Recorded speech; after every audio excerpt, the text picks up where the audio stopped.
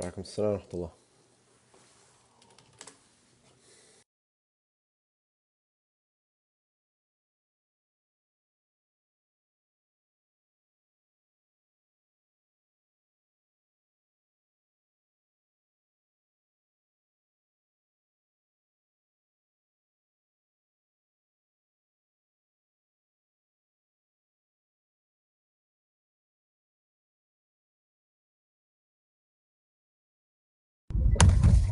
السلام عليكم.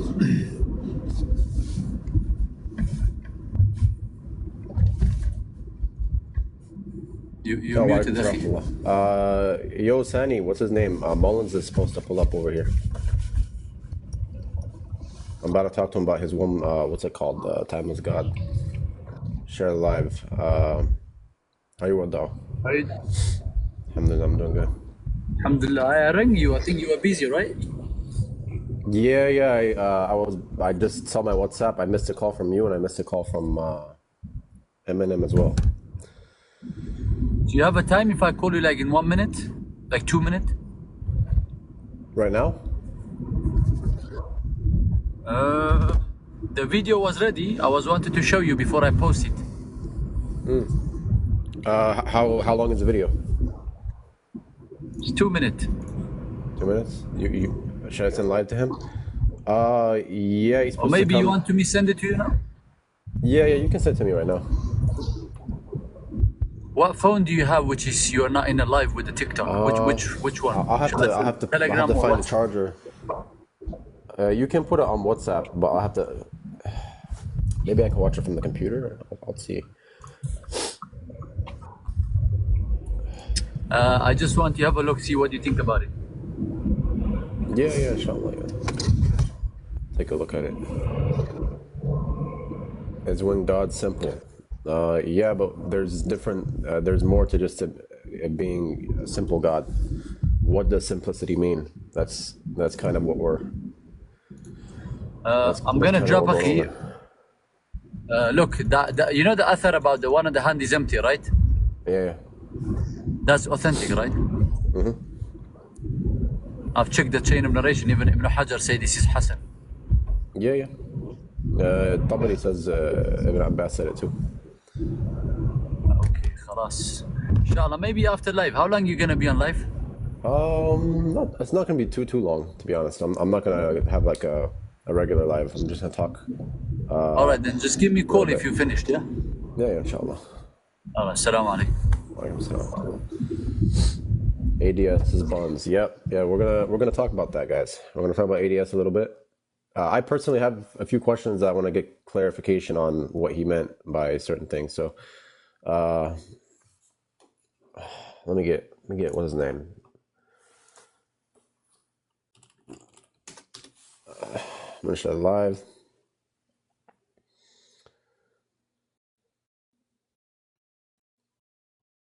Now, Sandy, if you want to ask him anything, you can hit him up too. You can come up.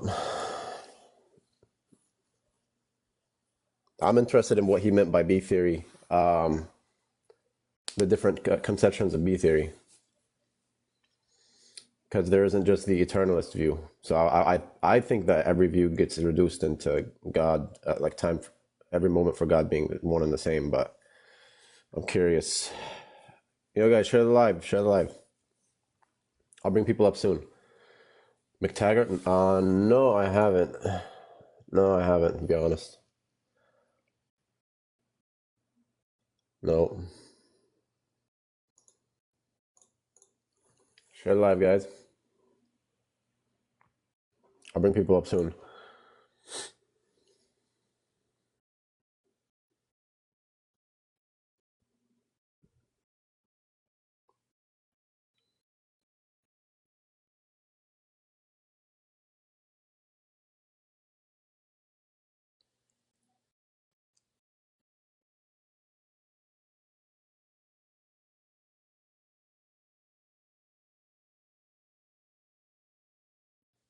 Walaikum assalam wa rahmatullah.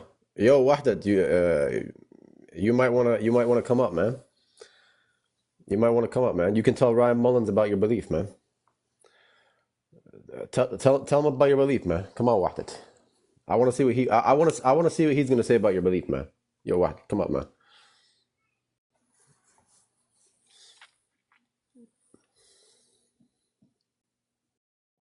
Mm-hmm.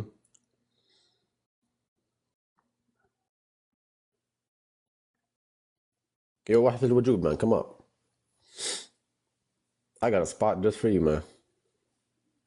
We always got room for Wahdat al-Wujud, man. He's a specimen.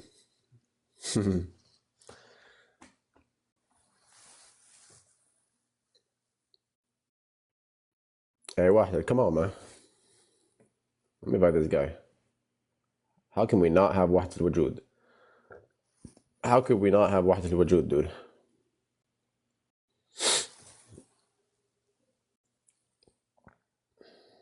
Share the live, guys. We just chilling until the guy joins. We're just gonna chill. Share the live, guys.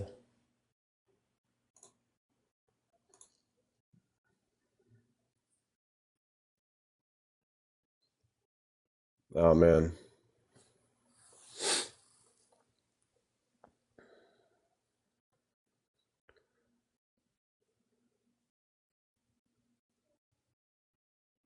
I'll bring people up soon, man. I just wanted to get Wahdat up. What made Wahdat? I genuinely don't know. My brother cannot come upstairs. This dude. This troll.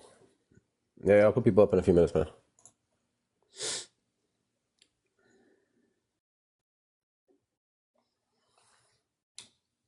Send me, brother.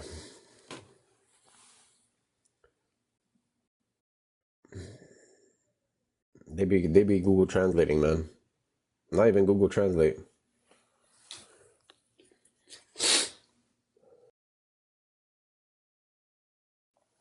Oh man. Yo guys, share the live, like and share. Let's get some more people in here. Let me share with what's his name. Let me share with Anas. Let me share with dude, he has like a cringe name right now. Dude really put I think therefore I am in his freaking bio. What a cringe. What a cringe ball. Anas is cooked, guys. What is this guy doing? What is Anas doing, guys?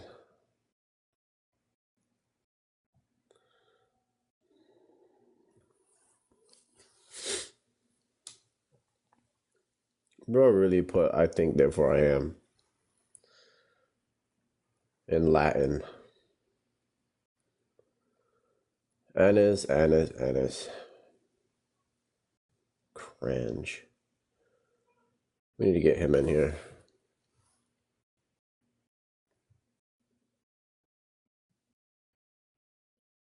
Inshallah. Supposed to. I'm trying to get Eminem in here too.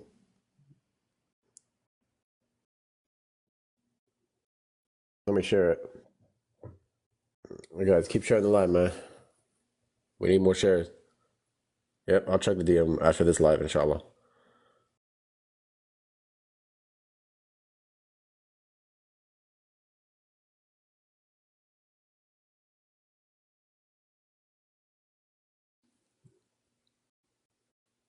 Should be.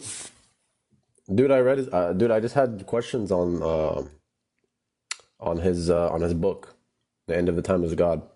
I had a few questions, clarifications on that. Just want to talk about that in general. Stuff like, modal collapse and all that sort, Because to my understanding, I heard that people can get out of modal collapse, but the consequence would be providential collapse. But I don't know. I genuinely don't know if people can get out of modal collapse. That's the thing. Oh, there he is.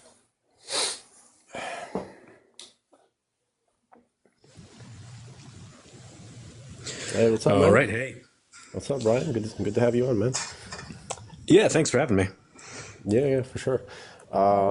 Yeah, dude. Yeah, like I told you, I read the book.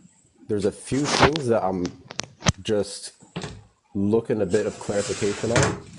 To be honest, the end part, you kind of talked about like the Christology and stuff like that. I think that Christians would more so understand that a little bit better, just as when it comes to like Islamic theology, the Muslims would probably understand the more intricate details on their theological positions. But before you came in, I was actually just talking about modal collapse. You spoke about that in the book, and I remember you referenced, and there's a reference in the footnotes where you talk about it more. Do you think that anyone who holds the divine simplicity can get out of modal collapse? No, I don't. So I've got a updated paper that I co-authored with this guy named Shannon Bird on the topic. And then I'm in this forthcoming book called Divine Simplicity: 5 Views. And so I lay out a couple different versions of the modal collapse argument, and none of my debate partners even attempted to respond to it, except for Catherine Rogers, who just says, "Yeah, modal collapse is true." Oh yeah. No, So I think that's very telling. Yeah. yeah. Catherine Rogers, the way Yeah. that she portrays his belief, she just kind of takes the entailments, and there's even some nice admissions to these issues. But yeah, no, some people say they can get out of modal collapse, but then the consequence would be providential collapse. But I don't think that anyone can get out of modal collapse. I even saw what's his name? Your discussion with the Thomas from like 6 months ago or something. Frank, I forgot his name, but I was watching that discussion, and he said Oh, that Cuddy. Yeah. Cuddy, yeah. He said that I was baffled. He said that God having the freedom to choose either A or B is actually an imperfection. So I was like, wow, Yeah. if that's the case, then I don't think that anybody can get out of modal collapse unless there would be potency. I don't see any way possible that anyone who holds divine simplicity wants to say that God is absolutely timeless, he has no potency, he doesn't act successively, so on and so forth, that they can get out of this. What's that? Yeah. I mean, I can run you through like different attempts to get out of it if you want, but yeah, they all have very serious consequences, or they just don't work. Yeah, I heard one of them was providential collapse would be the consequence of getting out of modal collapse, and that one's probably much worse than the modal collapse itself. But you also, we can get into that, but also you spoke about B theory of time, because we as Muslims, we hold the position of we would lean towards A theory. We completely believe that God acts successively, his actions are temporal, so on and so forth. So I remember in the paper you mentioned B theory. There's different views. I was wondering if there's any view which doesn't entail that all moments would be pretty much the same for God, past, present, and future. Yeah. So you could have. So the B theory is supposed to refer to this view called eternalism, whereas like, yeah, all moments of time on the timeline equally exist. But you could have like, you've got presentism, which says only the present moment exists, and they usually affirm an A theory. And then you've also got this growing block view where the past and the present are equally exist, but the future doesn't. And those people usually affirm the A theory, but you'll find some people say they affirm the B theory there. And then you've got this crazy view called like the shrinking block, where it's like the future and the present exist, but the past doesn't exist.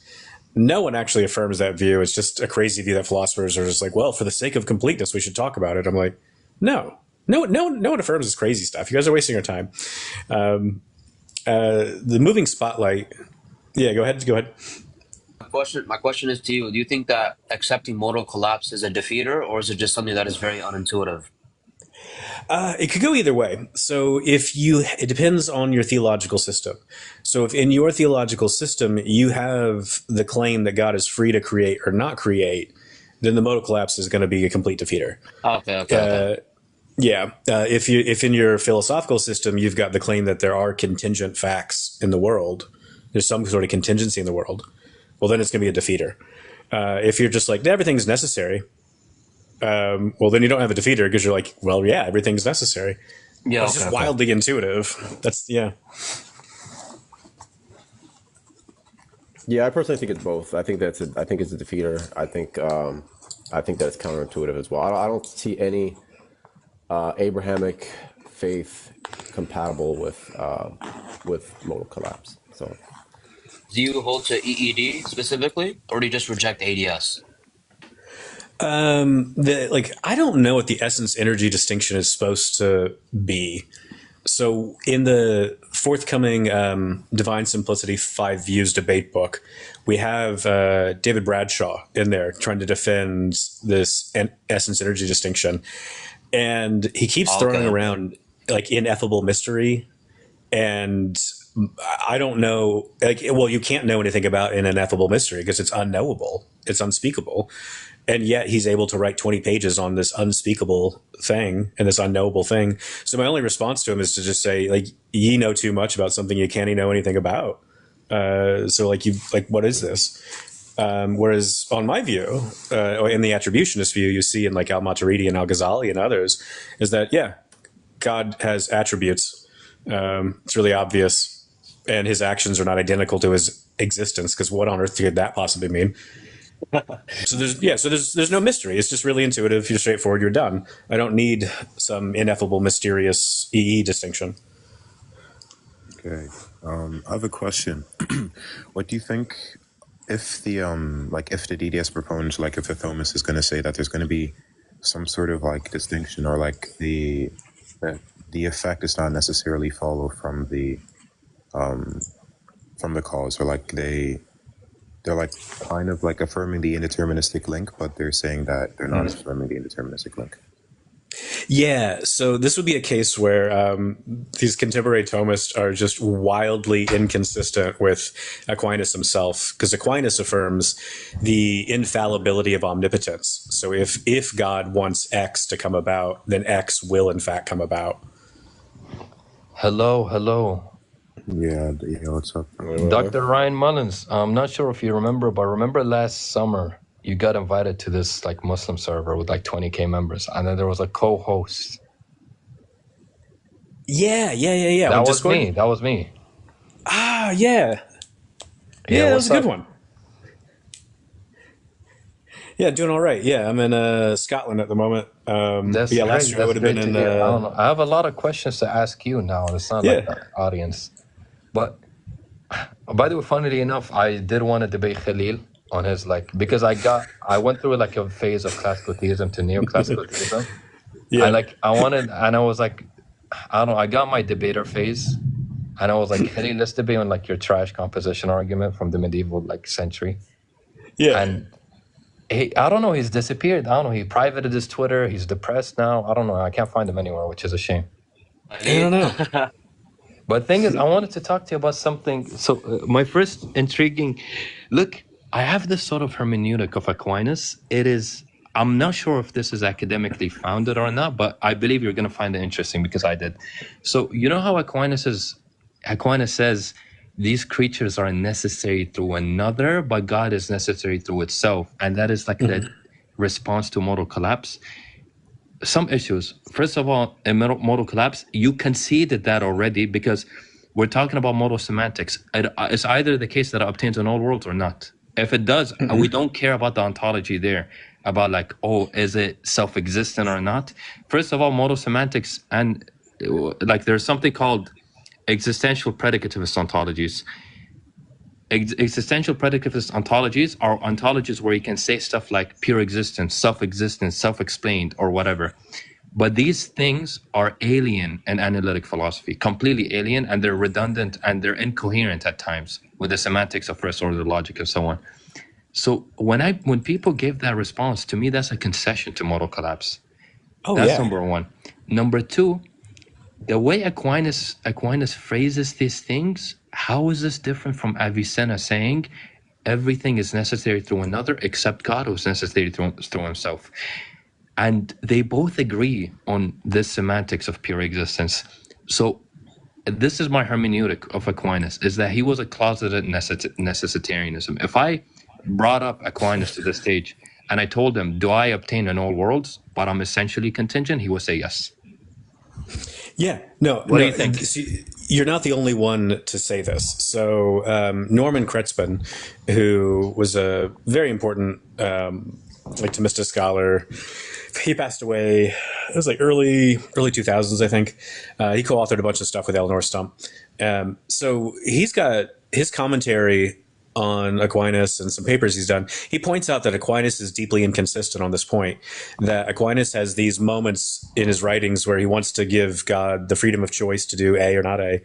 And then Aquinas has these other moments where he just goes full on necessitarianism. And Arthur Lovejoy, I'm reading through his The Great Chain of Being, which was written in like the early 1900s during his William James lectures at Harvard. And he says the exact same thing. And I could give you loads of other examples, but yeah, this is a thing that lots of different Thomist scholars have pointed out, that Aquinas sometimes just goes full necessitarian. That's very, that's very profound. Massively. Because that is an analytic philosophy. When we say necessitarianism, we mean the semantics of modal semantics. That's what we care about. It's either the case that this proposition is true in all worlds or not. That is it. We don't care about some sort of ontology that pertains to like existential predicativism or not.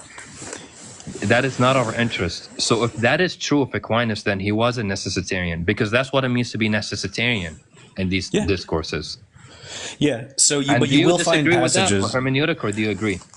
Well, so I think I would disagree, because I think Aquinas says both things. He contradicts himself, which he does a lot. Because the Catholic Church does say if you negate freedom of God, that's anathema. I remember reading that. Yeah. And so you see Aquinas trying to avoid the necessity and failing miserably, and then other times just kind of embracing it, and then other times he's like, no, let's go back. So you see all of that in Aquinas, and he's not the only one, but yeah. So the other point you're making too, though, about like, creatures are necessary, but they're not necessary in their own existence. They're necessary through another. That's just changing the topic. So anybody who brings that up, you're just like, so you got a modal collapse, and now you want to go, well, I don't exist, I'll say. And I'm like, well, that's not the point. Who cares? Exactly, yeah. And you know what's my argument against that? Is that, first of all, this through another in itself, semantics, like I pointed out, it's only consistent with existential predicative ontologies, and those are alien and completely incoherent under first order logic semantics. So let's say somebody gives this like tweak to FOL, and like somehow does this like change to what existential quantifier does, or introduces another notion of existence and does all that nonsense. That comes at a very hefty cost. So you could do like a modus tollens. If Thomism is true, then existential predicativist ontology is true. But it is not the case that existential predicativist ontology is true, therefore Thomism is not true. Or like you can add anything to a modal collapse argument against like any theist. And this like theistic necessitarianism view of like 𝘚𝘮𝘮 or whatever, you can just point out like it just bloats your ontology way too much, to the point you can deny it based on the costs of the consequent. No, that seems really plausible to me. I mean, I don't know enough about semantics because I've not studied that in a long time, but that sounds really plausible to me. Yeah, that's my go-to argument whenever like an Ibn Sina dude or whatever pulls up and says, well, I say in this sense, and like, and all that nonsense. I'm like, bro, you just bloated your ontology to like no virtue. Like, what are we giving up when I'm like not accepting this stuff? Nothing. So you're not fixing the solution, you're just adding stuff. Yeah, adding lots of undesirable things. Yeah. So I wanted to talk to you about something else. Let me think. There's a lot of things. So look, I have this sort of argument against, I have a lot of issues with DDS, but what do you think of this? Which is that, you know, the dichotomy of stance independently true and like stance dependently true. Yeah, I mean, I've seen some different ways to articulate it, but yeah, keep going. Yeah, so DDS proponents, typically they would say omniscience is meaningless stance independently, because they have to. That's just the consequent. And if that's the case, and omniscience is meaningless stance independently, that means omniscience is not stance independently true, because prior to the consideration of the mind, you cannot cataphatically predicate God with omniscience. You can only do that in like conceptual semantics in an intentional context. If that's the case, you're gonna be prompted with this counterintuitive position where you have to say it is the case that God is not stance independently omniscient, which is really, really awkward to say. That is weird. But what do you think? Because I guess, okay, I'm not bothered by the idea that like omniscience has to mean from God's perspective. Because I don't think omniscience is the real perfection. I think there's something deeper. So the power to know. Yeah, I understand. But this can be stuff, switched up for any property of God, any omni property. that it wouldn't, that like all of them would not be stance. They would all have All to of them come would from a not be stance. stance independently true. Yeah, because of the equivalency relation, they just lose their meaning. They just mean God, predicate God. That's it. Yeah. So they all come from a stance. What would be the problem with saying that? Oh, it's I think I'm just missing like something. the implication there would be like most theists would like take the assumption that it is stance independently true that God is omnibenevolent, omniscient, and omnipotent. Now, if that fails to hold, you get an inconsistent. You can draw an inconsistency there. Again, I think I'm missing something about the semantics here. So if it's stance independent that God is all the omnis, then what's the inconsistency? That they're all meaningless? That is not stance independently all these omni properties. Okay. So if I say they are stance independent, or they are stance dependent, sorry, what would be the problem there? The problem is that we assume they're stance independently true. And that's the normative theistic position. That's my point. It's more so like based on the norm. I'm not going to strike like a metaphysical absurdity. Rather, like it'll be an absurdity of like, well, don't you think, when we speak of God this way and whatever, it's obviously reflecting like a stance independent true. It picks out something stance independently true. We're not talking about fictional items or like fictional, like fictitious predicates now. So if that is assumed, it'll be really counterintuitive for the day-to-day person to say like, oh, these omni properties, they're stance dependent. Yeah. No, I get that. It would be weird to be like, well, we all think it is this way. Yeah, so this is supposed to be a problem just for like the omnis in general, or if omnis when combined with simplicity? Omnis when combined with simplicity, of course. I believe omnis, in my view, in my view, I don't know. I'm agnostic on whether or not I commit to a constituent ontology or relationist, or I don't know. I'm agnostic on all of that, but I can defend my creed either or. I don't care. Yeah, no, I understand because I go back and forth. Are you a constituent of ontology? I go back and forth on that issue as well. But yeah, you're right. If all the predicates are just like, well, it's just God, so God, and you're like, oh cool. All your talk about gods becomes meaningless quite quickly. And so yeah, you've just found another way to articulate it. But as for metaphysical absurdities, though, I do have more issues. By the way, I remember this is a really good point you pointed out. And that is, given how we treat properties as like, just something that picks out what's true of the subject, and we assume God has no properties, you're going to have some performative contradiction of saying he has the property of having no properties. Yeah. By the way, I use that a lot. Because I started using it a lot more. The semantics of DDS not being compatible with like modern day analytic semantics at all. It's literally two different worlds.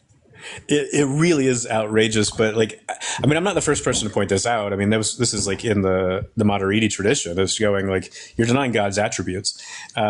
So yeah, but like it's something I've started using a lot more, and people get like when I'm doing it live and I can like in a seminar room, the looks on people's faces, they get so angry, and I'm just like, yeah, it's the attribute that says God has no attributes. I know that sounds like a straw man, but it's perfectly accurate and backed by real scholarship, so you can't tell me I'm wrong. And then like the face just goes back to being like, okay, I can't be mad now. But it's that split second where everybody's like really angry. It's very funny. Yeah, exactly. There's that. I mean, for the other issues I have, first of all, pure existence is not compatible with like existence being a quantifier. And existence being a quantifier is like, it's one of those rare times where there's actually a consensus of philosophy. So giving up that for the cost of like accepting what pure existence is already like insane to me. So Yeah. that's number one. Number two, it's like there's obviously like the hermeneutics of what it means for like I'll group them all together, like the property and subject issue there under those semantics. Like having the property of having no properties identical to an abstract. And even if you say properties are concrete, by the way, you don't want to say God is identical to a constituent, a concrete constituent either. So it doesn't escape the issue if you say the property is concrete. So I don't know why people make that dumb claim, because you're trying to say God is neither constituted nor a constituent. He's not apt to mereological relations or constitutive relations at all. Not part of or has parts. So that's one thing. And there's also, I can't make sense of an absolutely simple being having intentional states. That's one. I mean, there's a lot of attempts to do it, but every time I read an attempt to figure it out. William Aston, who has the non-propositional omniscience stuff. Yeah, that was a very technical point in epistemology. So one of his students, Gregory Gansel, tried to pick that up to use to defend divine timelessness. And I was chatting with Greg. It was 2 years ago at a conference, and he was trying to bring it out again to defend that view. And I was like, I don't know what this really means. And I just asked him a few questions, and he quickly goes, I feel like I don't know what it means anymore either. And I'm like, this was your PhD dissertation way back in the day. Like, what do you mean you don't know what There's it means? ambiguity on that part. But thing is, ambiguity can be deemed subjective because like the semantic capture off of something is like, at the end of the day, it's like subjective. Thing is, you could like sort of like give a robust argument by saying like, if you introduce a new type of like knowing things, knowing propositions, and this new type, because remember, you have to keep in mind, an ontology is bloated if and only if a new type is introduced. Mm-hmm. So if you introduce a new type, and it's like explanatorily dispensable, that lowers your priors a lot. It so should. Already, like, and by the way, I make this point a lot with DDS about like the parsimony stuff, because it introduces, like, bro, when you go up to me an a-spatio-temporal being that atemporally causes and is like identical to all of its properties, I don't even know what's being there. And at the end of all of that, you still have the audacity to say that's an intentional agent with freedom, bro. Come on now. Like, I know. Yeah, like that. You know, and I spoke to somebody about this. This argument is so powerful and easy to the point you can paraphrase it to like, well, pure existence is like, for pure existence to be even like intelligible, it's parasitic on Aristotelian potentia. It is not the case, Aristotelian potentia. Therefore, pure existence is not the case. I mean, actus pure, sorry. It's as easy as that. Literally, it's as easy as that. And potency realism, well, correct me if I'm wrong, but I don't believe anybody takes that seriously anymore. You get a few randoms here and there, but I don't know how many especially about the formal ontology stuff. Because, are you familiar with formal ontology? It's been a long time since I've been looking at some of this stuff. Yeah, but basically the rundown is like, you know, you just apply like formal systems onto like how you have ontological commitments, but there will be no ontological commitments. Actually, they will be completely negated. And this is a position popular between expressivists and global constructivists like Carnap and so on. Okay. I actually took inspiration of their account of change there, because they literally say, obviously I disagree with global constructivists and expressivists because they negate anything metaphysical. God exists as a metaphysical claim. So obviously we disagree there. But their account of change, what inspired me is that change is so redundant and trivial that it just can be said, it just can be expressed by like the semantics of FOL. Like predicate true, not true in a temporal notion. That is it. And if somebody says, what's going on there? Okay, I moved my muscle. Oh, them explanations not deep. I don't even know what deep explanations are. It's why these like, it's why this stuff is like so like, I'm not even trying to be demeaning, but it's like why thrown out the bin for like more of over a century now. There's these different time periods in the history of philosophy where I just cannot empathize with what was going on. So when I look at a lot of these logical positivists and they're just throwing everything out the window as meaningless, maybe it's because I'm already corrupted by knowing the incoherence there, but I just go, how did any of you get suckered into this? Because this is just so obviously absurd. But what it demonstrates is like how much fashion trends play a huge role in the history of ideas. So it really isn't about arguments. 100%. And by the way, the reason why, well, you're familiar with like a lot of the Muslim discourses. The reason why when I made that switch between like, well, when I've only been into philosophy for like a year and a half, and I started off as like, well, I'm not even formally trained. I just like go off of these discourses. Thing is, and I sort of like, I got introduced by this like 𝘚𝘱𝘦𝘲𝘶𝦦𝘴𝘵 type of rhetoric at first, the fiddle religion basic stuff. Then I ventured out even more and more deep. And thing is, what I realized is that the issue there is that a lot of these problems, sort of like quote unquote problems, they point out, like the classical theist side, it's sort of like, oh, assume my system and this is a problem. And the thing is, their system is dependent on like their very their very emphasis on metaphysics. Yeah. And you know how analytic philosophy treats metaphysics. So I was sort of in this like doubting phase. And when I left classical theism, and then I wanted a creed that doesn't emphasize on dogmatic metaphysics, because I believe the Ash'aris and Maturidis do that too with their whole atomism stuff and whatever. So I wanted got various metaphysical stuff there. Yeah. Yeah. I wanted a creed that's not dogmatic about their metaphysical commitments. And the 𝘚𝘱𝑚𝑦 creed was something so profound and excellent about that with regards to that. Especially, well, I'm assuming you're familiar with them. You know, Jamie Turner's works on reformed epistemology and like Ibn Taymiyyah's tweak to it? Yeah. Yeah, it's really great. That's something you can find in the 𝘚𝘱𝑚𝑦 sort of discourse that you'd struggle to find outside of like, well, you can find in Protestant Christianity and analytic philosophy, of course, but outside of that, nothing else. Because that's what I was searching for, something that is not dogmatic about metaphysics.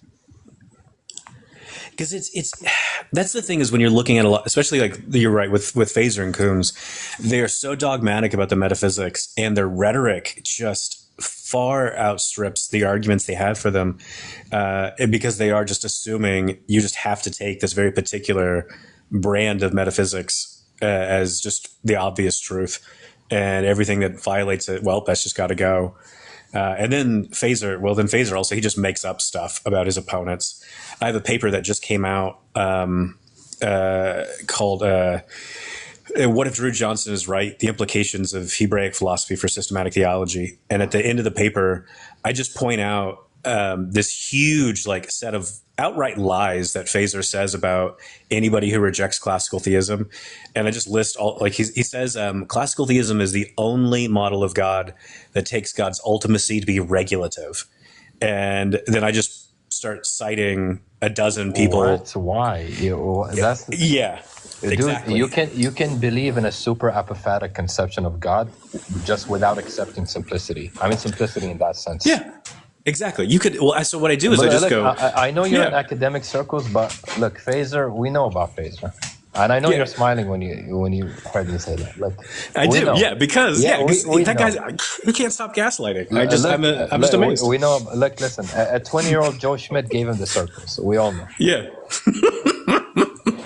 I love it. Absolutely love it. Oh, by the way, I did speak to Joe Schmidt once because he's friends with Venus, and Venus is my close friend too. Oh, nice. Yeah, I used to hang around these circles a lot. Yeah, Joe. I used to chat with Joe quite a lot, but since he started grad school, he's been very, very busy, which is very understandable. Yeah, he's pretty young too. It's crazy. Oh yeah. There's also what else to say? I think we covered the classical theism part. I mean, this isn't an attack on classical theism, but there's stuff like atemporal causation, which I find gibberish. And yeah, and so there's even something being like aspatial, I still find hard to like conceive. I can definitely, obviously abstract is, I don't have an issue Like there's no ambiguity there, but concrete as being aspatial and having like spatial causal relations, that's something hard to conceive. It's a weird one. And so Robert Pasnaw, he's an expert on medieval philosophy, and he says nobody wanted to deny, or no one wanted to really say that God was aspatial until you get to kind of like Descartes' era. And I don't know if that's true of the Islamic tradition, but in the Christian tradition, I think he has a really good argument for that, because you do see like these kind of claims that God takes up space, like they just it'd be Yeah, just, and it's if like you the don't know what you're looking intuitive for, part they'll of say it. It's like the intuitive part of it. A lot of things, but like the robust criticisms didn't really come along. it was Exactly there. what I mean. By the way, that's exactly what I mean about dogmatic metaphysics, because it held a lot of these people back for more than centuries. I think so. And what's funny is if you read through a lot of early modern philosophy, they want to reject a lot of the dogmatic, like scholastic metaphysics, but they don't reject everything, and they still have a lot of these hangovers of these different kinds of problems that they still inherit because they Yeah, don't and get rid it's of all gonna of set it. them back. That's the issue. And Yeah, because there's one thing about these arguments against DDS, and there's another thing about like, just the sort of dogma you have around these like systems. It's gonna set you back because you're gonna enter a space as robust as analytic philosophy that are really, some of them are really like eliminativist about like metaphysics at times, like Carnap, and one phase of Putnam and other people that are like deflationary, like Hugh Price and Thomas and contemporaries and so on. And what are you going to do there? You're going to be stuck with dogma and so on. You're not going to have robust responses because you're trying to keep it as minimalistic as possible in response to them. Like I can respond to them pretty fine because what I have to defend, some realist notion about metaphysical explanations, some correspondence links whenever something sometimes is true synthetically, and that's about it. I'm pretty done there. Well, they have to introduce much more stuff. That's what's kind of shocked me, because there's been a renaissance of metaphysics as a whole. I mean, since the 1970s, and then a lot of renaissance of sort of neo-Aristotelian ideas. Yeah, definitely with Schaffer, Fine, and so on. Yeah, and what's funny is a lot of the Thomists get really excited about that to a point because they're like, "Well, look, But everybody no, just agrees with us." Those are not your And I'm like, guys. Those exactly. are not your guys. Yeah. No, that's I'm not what the Renaissance is talking about at all. Those are not your guys. You know the amount of times people just see neo-Aristotelian and get excited. I just see essentialism and get excited. With all due respect, that's just ignorance if you think like they're in the same boat.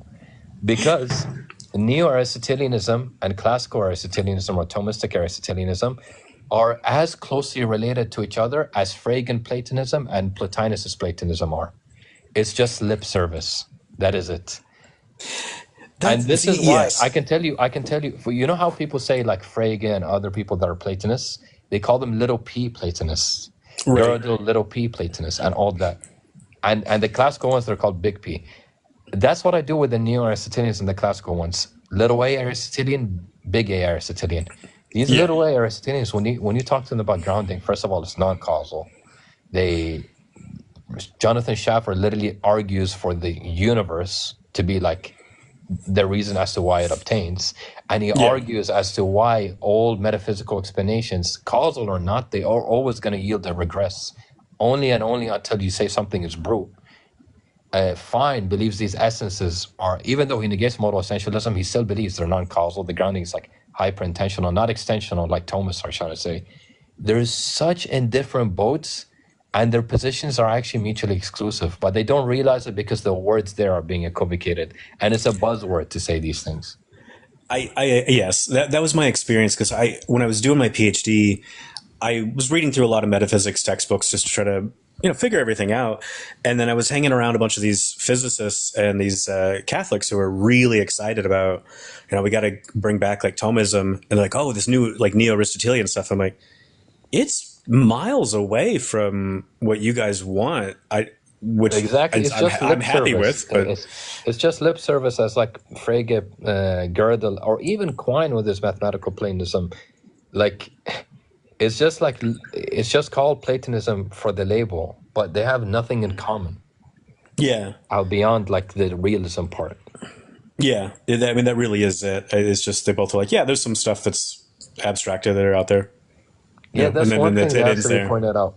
And I don't know, it's just a buzzword. Like, oh, this term is like closely affiliated with us, and like he subscribed to this term, therefore, like we're in the same boat. It's really cringe. It is.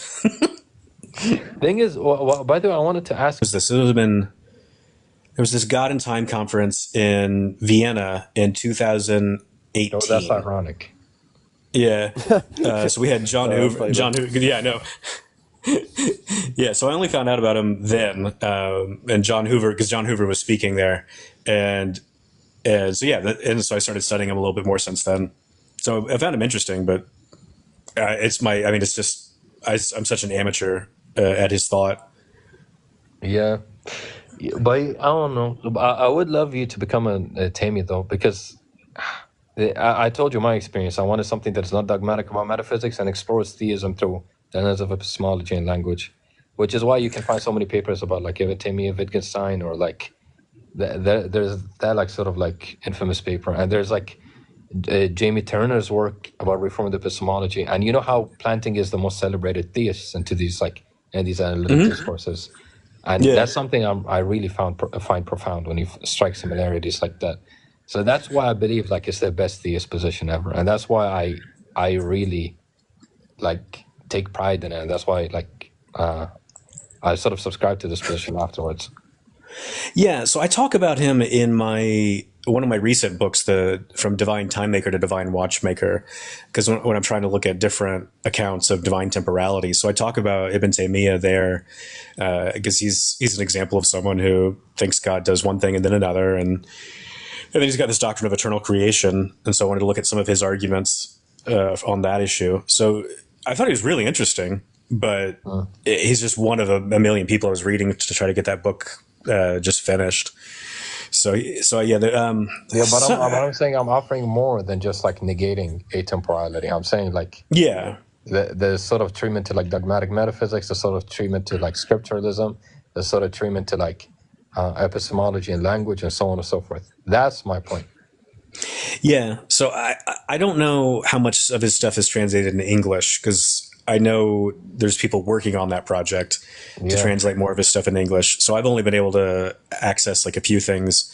Some people have sent me some of the books that have been translated that were like on creation and God and creation, because that was my main interest at the time. But I would love for you to become 𝘚𝘱𝑚𝘦 Muslim someday.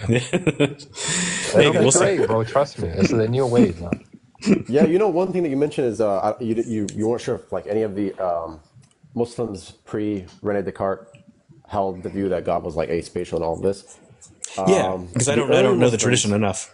Yeah. So the earliest Muslims, they actually held that God was like spatial. God is a spatial entity. He's located above the throne. He acts successively, so on and so forth.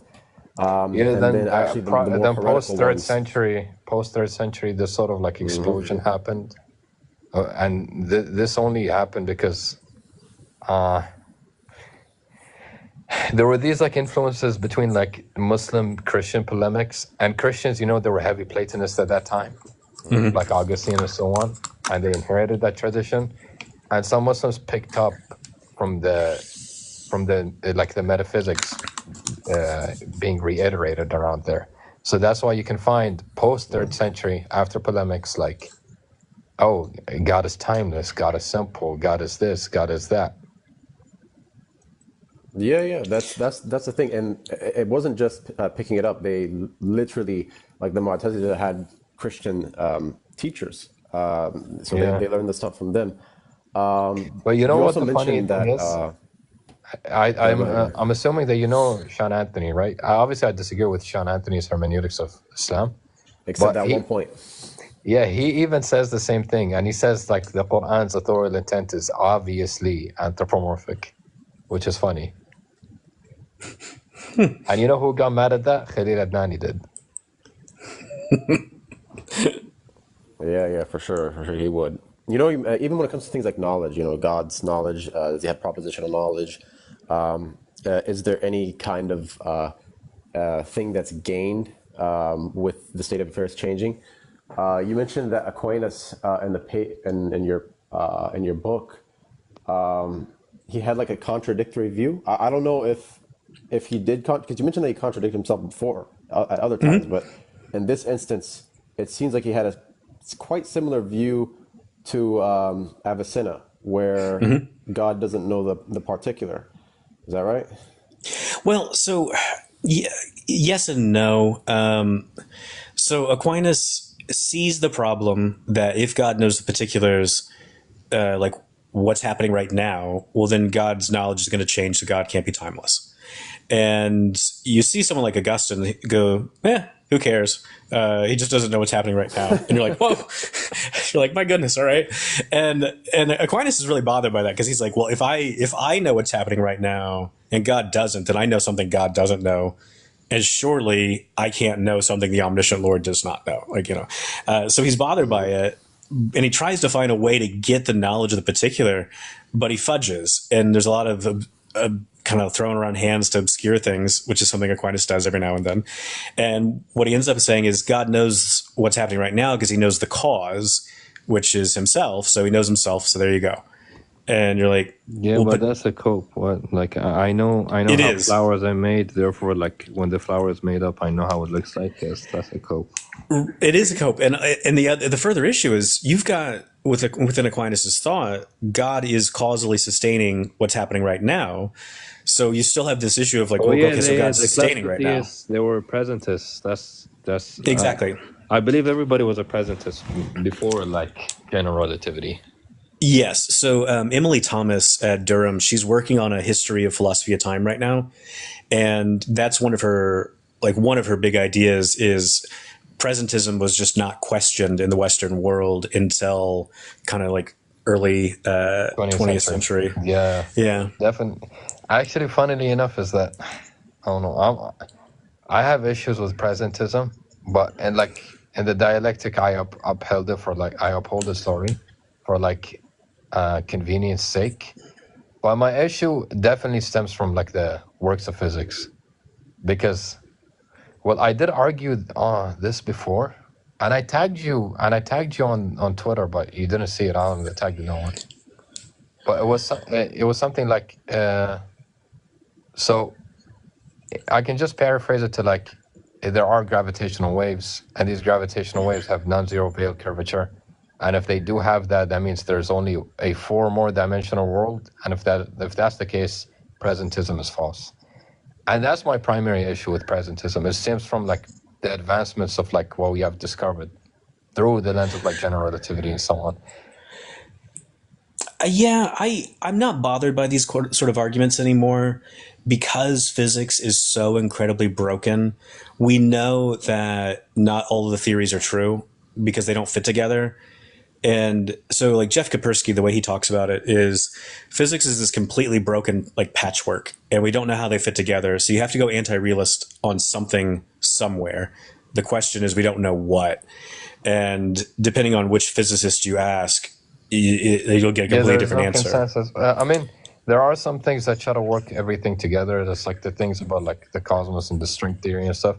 And obviously like the interpretations of quantum mechanics. But there are physicists that are really sort of like passionate about like the discoveries. And once you get into like the hermeneutics of like the physics discoveries of like, for example, QM, it's either deterministic or indeterministic. And that plays with the theory of time too, because I believe either view is going to be problematic to presentism. I don't know, because so I examined a PhD dissertation on David Bohm's deterministic interpretation of quantum mechanics, and one of the things that the student argued is that this is like perfectly consistent with presentism. I've seen other views like do the same thing, but I don't know how seriously to take quantum mechanics. So I was reading this interview with I think the guy's name is like 𝘚𝘱𝘦𝘲𝘶𝑦𝘭 or something. It was in Scientific America like just a couple of weeks ago. And so he's like a really big deal in physics, and he's just like coming to the end of his career because he's about to retire. And he's just like, yeah, this whole field's nuts. All of it's crazy. Like, we're not really talking about reality. And just getting some useful predictions, that's it. And anybody who takes it more seriously. Like, I don't take either. do find more virtue in the deterministic explanation, because there's no wave function collapse in the Schrodinger equation. You just add that in, and that's how you get the indeterministic one. So I do find more virtue, but I don't believe in either. It's because I do believe they conflict with theism. The reason why I say presentism would have issues with deterministic interpretation is that the deterministic explanation is going to say they're already determined, even if they're probabilistic. The probabilistic is going to be explained by like an interpretation called many worlds. So it's going to be something like, if I jump off a wall, or like if I jump off my bed or something, me failing to jump off and like land and like I fall, or like me like successfully landing, whatever, either or. The probability assessor is talking about the actual world, the state of affairs there. It's not talking about like, it's not going to negate either explanation is going to be real, because me jumping off the wall, me failing to land, or me landing, they're both equally real, but just in different worlds. And those worlds are equally real. That is where the tension of presentism comes in, with the many worlds interpretation. And I mean, that's not it could only be a that tension with, thing is, what I have a problem too, it's not only a tension with presentism, it's also a tension with other theistic norms, like causality. How do you understand it there? How do you understand omniscience? Not omniscience. How do you understand theism there? Because what is God going to judge? A million Viennas? We don't understand what's happening there. So I mean, you can have a presentist world, like a world in like the maximal sense, and have all these different universes and all that kind of stuff. It gets a little bit weird, but people even in like the scientific revolution were like, yeah, maybe this is a way you could do it.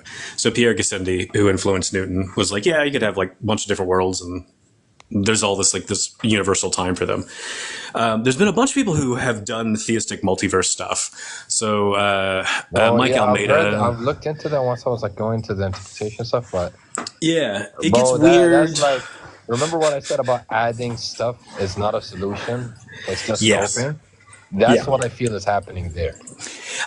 So like somebody pulling up is like, and determinism is fine with theism. Why? Because God is the observer and God is outside of this and God created. Well, you're yapping. Like you're just destroying what the interpretation is. It gets crazy really fast, and I used to have a lot of patience for it because I didn't know how to think about any of this stuff. So I was reading like everything on theistic multiverses years ago. Now I'm just like, I think the multiverse is crazy, and I don't feel inclined to take it seriously.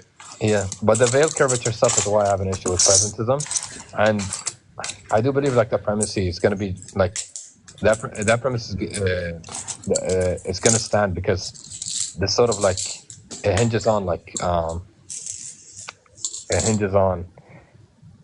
what do you say, like general relativity and other discoveries, and those things are like empirically tested, like they're successful. GPS is literally work because of general relativity.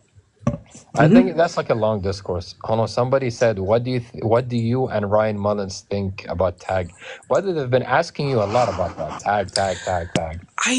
Okay, here's the thing. Everybody just wants me to just dump all over the argument. I have said multiple times, I just have never really understood what is happening with these transcendental arguments. So as best as I can tell, when you make a transcendental argument, you're just like, well, I need God to make sense of reality. And then I'm interrupting. You can go on. Yeah, and so you say I need God to make sense of reality, and you're like, okay, cool, show it. And they're like, well, I don't need to. But then the way the conversation always goes is people start giving very standard arguments for you need God for this, this, and this. You start just doing explanatory power theism stuff. So you're just back to standard natural theology. So I don't know what the tag is really doing. Exactly. And I'm going to tell you my issue with tag. Well, not necessarily tag, but the dialectic. It's like you sort of get this Van Til, J. Dyer rhetoric of they attack other natural theology theists. Oh, how dare you use metaphysics and it has to be grounded in this and whatever. And they do this to some atheists too. It has to be grounded and so on. And sometimes it shares similarities with constructivists and expressivists attacking metaphysics. But that camp is consistent, while the tag camp tells you, why are you doing metaphysics? The conclusion is more metaphysics, which is just gibberish. Very, very, very, well, I'm not trying to be demeaning, but it's very stupid. I know you can see like that jump being very idiotic. It's a weird one, and I've seen it in different time periods surrounding different kinds of apologetic strategies, and it's one I'm just not particularly attracted to myself. Yeah, I mean, there's the Van Til one, there's the Dyer one, and all of them is they're all really. It's like not interesting. It begs the question. It's I don't know. You can do much better. For me, tag, I just take it to be a meme argument that just blew up, and like beyond that, it's like I don't give much attention to it. He more said panels ignorant. Thing is, I used to. Well, funnily enough, I used to have alt accounts and I used to troll tag proponents, and I used to call this argument like, oh, the like the Vienna argument against tag. And what this would be called, like, oh, the set of all thought objects that can be quote unquote eternal, you could replace that with whatever conception of God that's like the conclusion of tag. So let's talk about it like an eternal banana. That's the precondition of all intelligibility. We have intelligibility, therefore eternal banana. No, you can't. Any other non-Christian worldview would deny like one or more. this guy's a meme. This guy's a meme. Attribute. I'm not a meme, dude. This guy on Clubhouse, everybody mutes on him. I know this guy. Look, we're trying to have a serious This conversation. is your argument is just poison. Don't invite up 𝘠𝘮𝘓. 𝘠𝘮𝘓, I know him from Clubhouse. He's like, he's like. He said it doesn't work with the non-Christian worldview. I was like, what? Yeah, bro. That guy's a troll. That guy runs one of the many argument. Like in 2025, don't bring him up. I'm not trying to like ruin the panel by inviting him. But 𝘠𝘮𝘓, you can come up here after. Yeah, after. When it comes to, you remember I asked you about B theory earlier, Ryan? Oh yeah. When it comes to B theory, I know there's the eternalist approach, and then I read about you talk about like four-dimensional eternalism and all that. For my position as a Muslim, the position that I hold and the position that any Muslim would hold is not all moments would be the same for God. So under B theory, would you say that B theory of time would result into all moments being reduced to the same? Not exactly. So this is a problem with a lot of the older discussions around the B theory of time and God's relationship to time before my book came out, because everybody was ignoring the details of the B theory or of eternalism. So eternalism says like all these moments are equally real, they equally exist, but there is succession, there is change in the world, and there is supposed to be a direction to the arrow of time in the world. So they are not all simultaneous. The moments are not simultaneous. They just all eternally exist. And so because a lot of people who defend divine timelessness, they just missed those details. They're just like, oh, well, it all exists at once for God. And it's like, there is no at once here.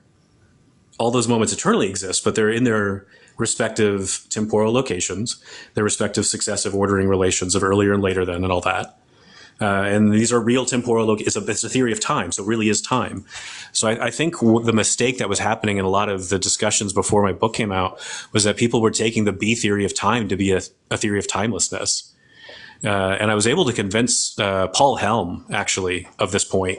So he does a more recent paper in 2019 where he goes, yeah, tenseless, B theory, these are theories of time, and so we need to acknowledge that you can't talk about God like exactly the same way as we often did in the past, if we really want God to be timeless.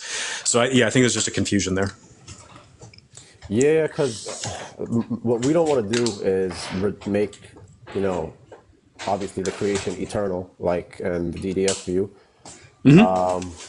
So that's kind of what my concern with B theory was. Okay, no, that's a different concern. So that's an important concern, because if you do go with this B theory view, with eternalism, it is the case that God and the entire timeline are co-eternal. Right. Yeah, that's kind of the issue over there. And then it's like, okay, you made a point. What's the difference between being, like in the Christian view, what's the difference between being begotten and made? In that view, there really wouldn't be a difference. Thing is, Omar, like unintelligible. Yeah. So what's funny is when I wrote that argument, no one has paid attention to it because a lot of people wanted to fight me on it, saying that's just not what eternal generation means, because they didn't know basic church history. And now at this point, the conversation has changed and people are openly acknowledging that So I should bring that argument up again. I've not brought it up in any debates since then. Yeah, for sure. No, I when I read it, I was like, that's a valid argument because I thought about against, like, let's say the Ash'aris or Maturidis, for example. What's the difference between being created and uncreated in that view? If you're eternal, I don't understand that over there. As They well say as causally prior, but not temporally prior. That's just a rendition of atemporal causality, which is just gibberish. that's look at Wahd al-Wujud. Wahd al-Wujud, man, come up.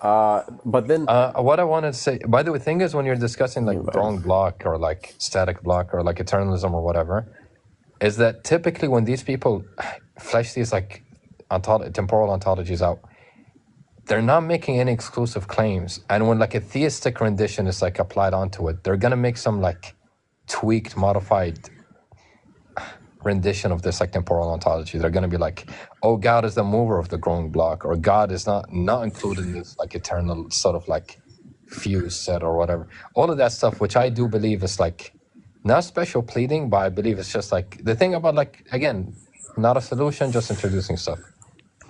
Yeah, so this is what I really came to the conclusion in the aftermath of the end of the timeless God, was that a lot of philosophers of religion today, the way they approach things is they try to figure out a philosophical puzzle, and then when it comes to God, they're like, let's see if I can make this one little tiny issue like sort of compatible with God, and they're not doing any systematic work, and God's not really doing any meaningful work in their metaphysics. And so I'm like, put God to work in your ontology of the world. So it's not just like, oh yeah, like here's this crazy multiverse stuff, or here's this particular theory of time. I think I can tack God on there. I'm like, no. Really think through the implications here. Really develop the systematic connections. And so that's what you see in the Divine Time Maker book, is a much more robust attempt to really look at what are the implications for all of this in a much more rigorous way. Because I just don't think anybody was doing it. I think there's really terrible attempts at doing philosophy, systematic metaphysics. Oh, thank you right here, right now. Thank you all. Anyways, look, I wanted to... Well, funnily enough, something about atemporal causation. Why do you have Wahd al-Wujud? Bro, this guy's a troll. We're trying to keep this like academic. Don't do that. Like, thing is about atemporal causation, given like the possible world semantics, you're not going to make sense of it, because like if we have a deflated account of change, which is like two state of affairs not being numerically identical. Now, let's say some like token atemporally caused B in possible world 1. And let's say he's like an agent that is free. He can like refrain from acting. And possible world 2, that causal relation does not obtain. What explains that causal relation not obtaining? If not, that's just a change. So atemporal causation is not even a thing in possible world semantics. So there's this new, 2 years old now, book by Christy Miller and Sam Barron, and I think it's just called Timelessness. And so it's based on some earlier papers where they're trying to figure out, say the entire world is timeless. They're not interested in God stuff. So they take God out of the equation, but they're just like, say the whole world is timeless. Could you have causation? And they think, well, we could give a purely counterfactual analysis of everything. And I think that's not causation, because for the exact point you brought up is if I give a purely counterfactual analysis, you go, but why is there a difference here? And the differences should be like, well, because that A caused B, that's why. But if you give a counterfactual analysis, you're just like, well, if A wasn't there, then B wouldn't be there. And you're like, well, but why? And you're just denying a causation, I think. Brother, Dr. Ryan, do you know Hamid? He wanted to ask you a question. I'll ask his question on his behalf. Okay. Yeah, so Hamid asks, do you think the DDS conception of God, can it be naturalizable? Like, what do you mean? Like, can a sort of like synthetic naturalist say, well, I can accept an absolute simple being, like, I don't know, causal relation there, grounds this, and whatever does all of this, but all I do is negate intentionality, and intentionality is already like tweaked up a bit with their conception of God. So what Hamid is trying to ask, would somebody like Malpass or whatever have an issue, or any synthetic naturalist, like something beyond that, that doesn't have a problem with realism, would they have an issue with like conceding first stage arguments by saying, but that object is naturalizable? That's not going to be like a supernatural or a natural object. Oh gosh, because I mean the view that you're describing sounds like Plotinus. Like there's no intentionality in the one, but like the one. Yeah, just definitely. Like, but I'm giving it sort of like stuff. more robust. Yeah, I agree. But I'm giving it sort of. I mean, that's something Hamid asked too. He said, "Can Plotinus's view can it be like reinterpreted in some hermeneutics that like deems this stuff to be like naturalizable?" So, if you look at the discourse on naturalism over the last like 10 years or so, what gets counted as naturalism, I don't know what does not count as naturalism anymore when I look at some different writings. Me too, yeah. So like Mark Johnston, who's a very interesting, provocative thinker at Princeton, he says he's a naturalist, and he's got God and this whole like panentheistic like story of the world, and I'm like, so God counts, and he's not the only naturalist who's like, yeah, I got God in my story, and I'm like, then what on earth are we talking about what does naturalism even mean anymore if we're allowing God and souls and all sorts of stuff? So I just don't know what naturalism really means anymore when I look at some of these guys. Does he take God to be physical? No. God's this sort of like non-physical thing that the universe is somehow constituted of. And I'm like, okay, I don't really know what when I'm saying like physical, I'm specifically talking about if it is something which is a part of the language of physics, or is it something object that studies of theoretical physics. Oh, okay. Yeah. But before you go on, it was Hamid's Arc of Repentance on Twitter. That's what he wanted me to tell you. Okay. Yeah. Okay. So some of these people would say you could say God is an object of physics. But they get kind of anxious a little bit sometimes when you point that out. So remember Andrei Bukharev, he's a contemporary pantheist, and so he thinks that the universe is just like constituted of God, and just the universe just is God. And so I'm like, so when my wife is looking in the microscope in her lab, looking at molecular biology, she's studying God, and he's like, I mean, I wouldn't put it that way because there's the language of science and there's language of philosophy, and I was like, yeah, but I have to tell my wife she's studying God in the microscope, and she's going to laugh at that. She's not going to take you seriously. And he just kind of bit the bullet. He's like, yeah, no, it sounds weird. Maybe a response you could have made to that is just saying that your wife would be looking at part of the universe, which is not the universe in entirety, and so that would not be God. I mean, you're looking at part of God. Yeah, you're still looking at part of God. And I think a lot of biologists would find that hilarious because they're like, no, I'm looking at the linguistic differences. Like they're not interpreting like any of these specific items to be something which means some sort of divine being or anything, nor is it referring to any divine being to be more specific. Yeah, of course, definitely. Yeah, no, you're right. So like, there's a lot of like language you can use and try to say like, well, I'm talking about these specific domains and et cetera and so forth. But at the end of the day, you are going, I'm looking at God stuff. And I'm like, well, that's what I'm doing. True. Like, I wanted to ask under that view, what is the quid est of the world? Divinity? Like, yeah. Is it like isomorphic to how an idealist would say the quid est of the world is consciousness? Yeah, because that's like Andrei Bukharev's version of pantheism. It's not an idealism. It's this sort of like dual aspect monism kind of thing. But he really does think like it's just consciousness is like rock bottom reality, but consciousness, like in physical stuff, these are like two different ways of describing the same thing, though. And I'm just like, I don't know. Maybe I'm a dualist, so I just don't have the intuitions. Oh, are you talking about like type B physicalism, or like you can speak of the mind and the brain differently, but like there's no ontological gap? It's sort of in the neighborhood of that. Andrei's got like a lot more nuance to it, to his view. I am not prepared to speak on all the nuance there. Oh yeah, definitely. That's like open up. What are you guys' notion of like arcs in the context of divine simplicity? Huh? So this is something I bring up in the Divine Simplicity 5 Views book, because I have this complaint that no one will tell me, like, give me a good definition of what counts as a part. Because these people who affirm this absolute simplicity, they'll say everything under the sun counts as a part. And I'm like, well, what does not count as a part? And so I raised this twice in the debate book. And so when this comes out, everyone of you will be able to read it, and you will see no one answers the question.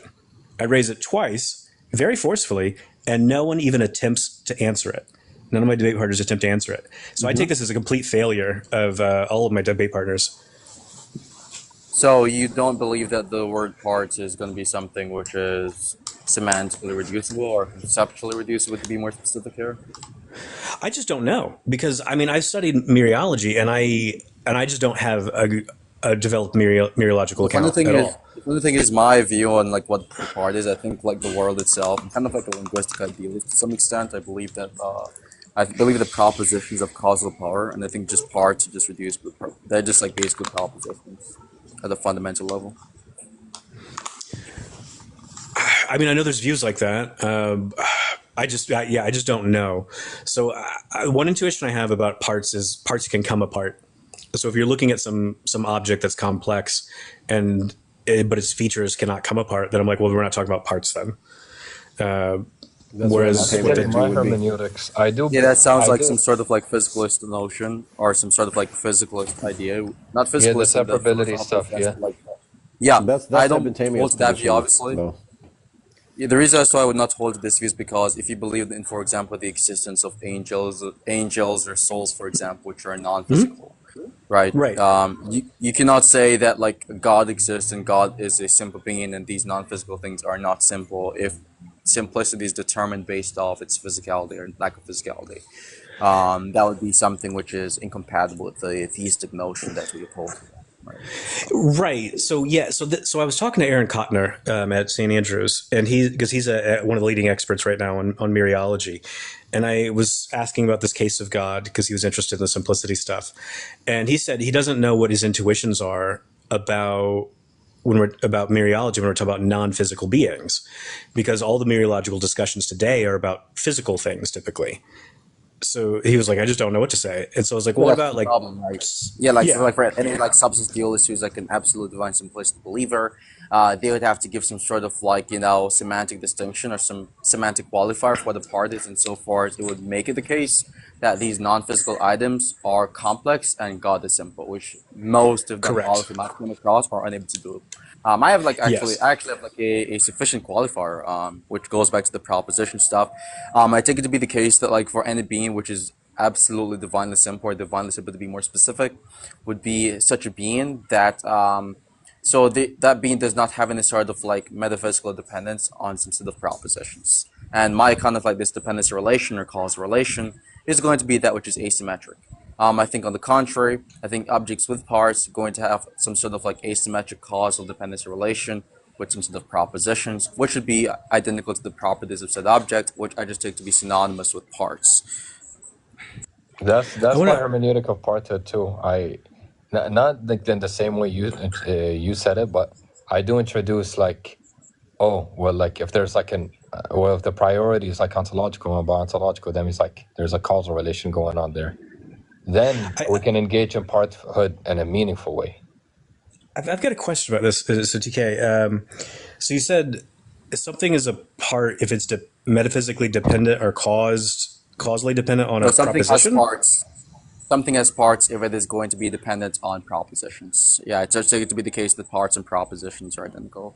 I think when we like run like a semantic reduction, it's going to end up boiling down to propositions. So like here's like at first it's unintuitive, but when I actually break it down, it's very intuitive. So usually if someone asks me, okay, what is a part? I'll just say a property of an object, or sorry, that which is true of an object, which I just take it to be the case that those are identical.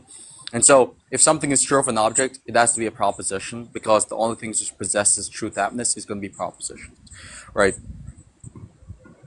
Yeah. Okay. So like, I've got this new like flip phone because that's cool again, and so it's got like two different parts because it flips, and those parts are dependent on a proposition.